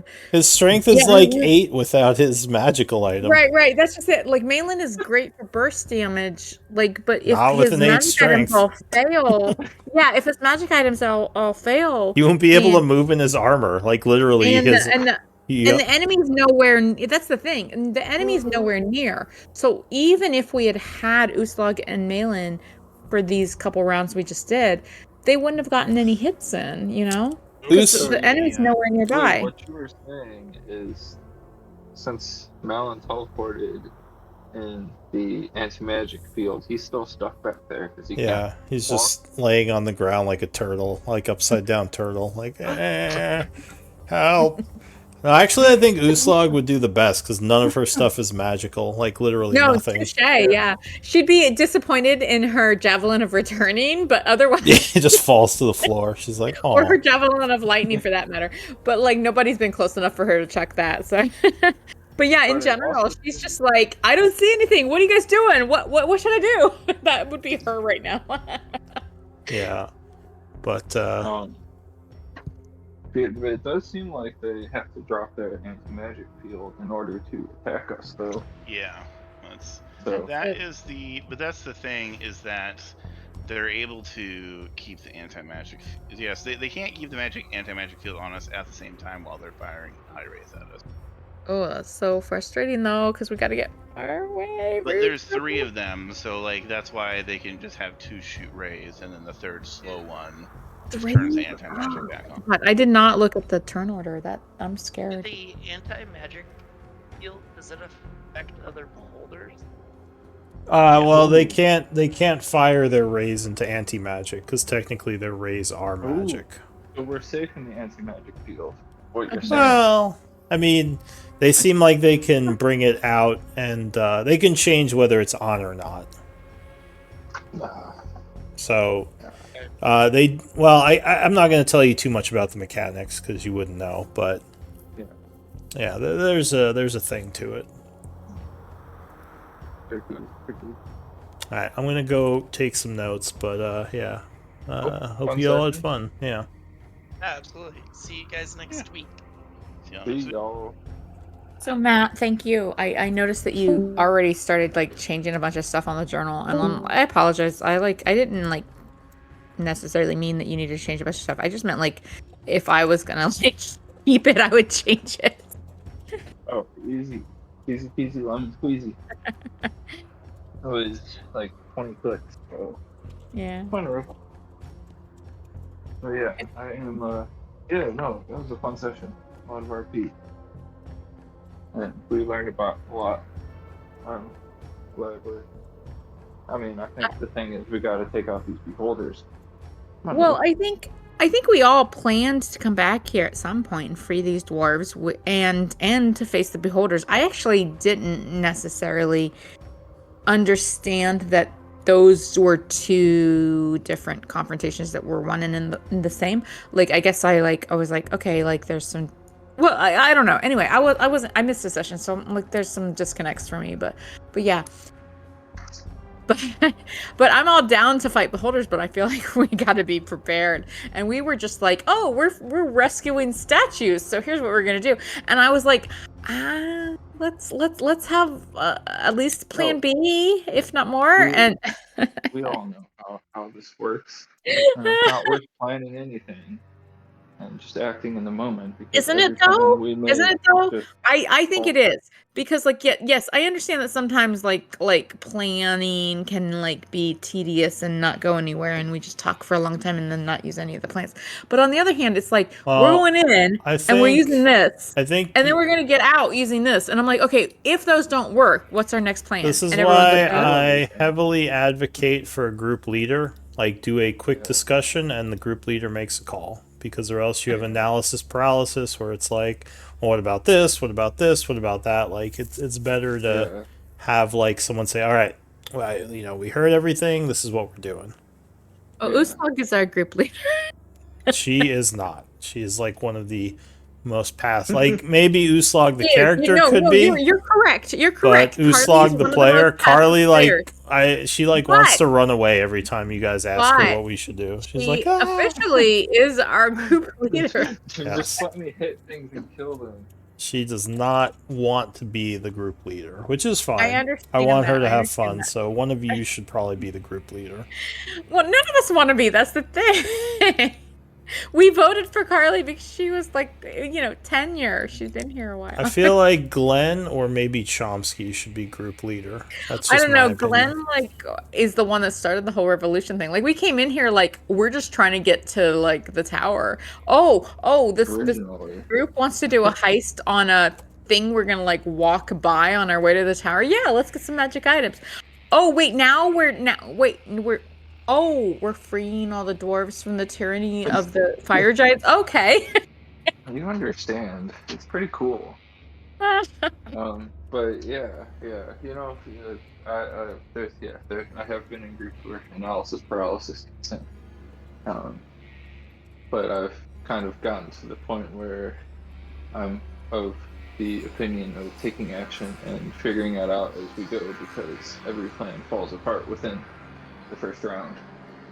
I agree that like we can't count on the plans working, and that is exactly why when we said our plan was teleport in, unparalyzed, teleport out, and I said, what's the backup plan if we can't teleport? Kill them because all. I was like, that was always the backup plan. Kill everything in there. And here we are. We can't teleport. We're gonna kill everything in here.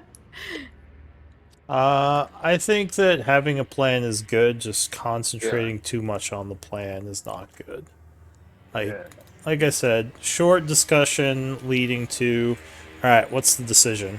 Because or else, it's just constantly like, well, what about this? What about that? And then it's too much time wasted.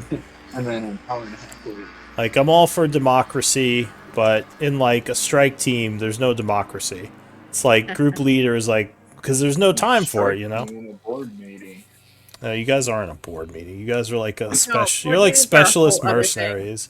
Like you like democracy is fine when you have like weeks to deliberate and like have everyone vote, but when you have like 6 seconds between life and death, it's like the group leader has to yell something.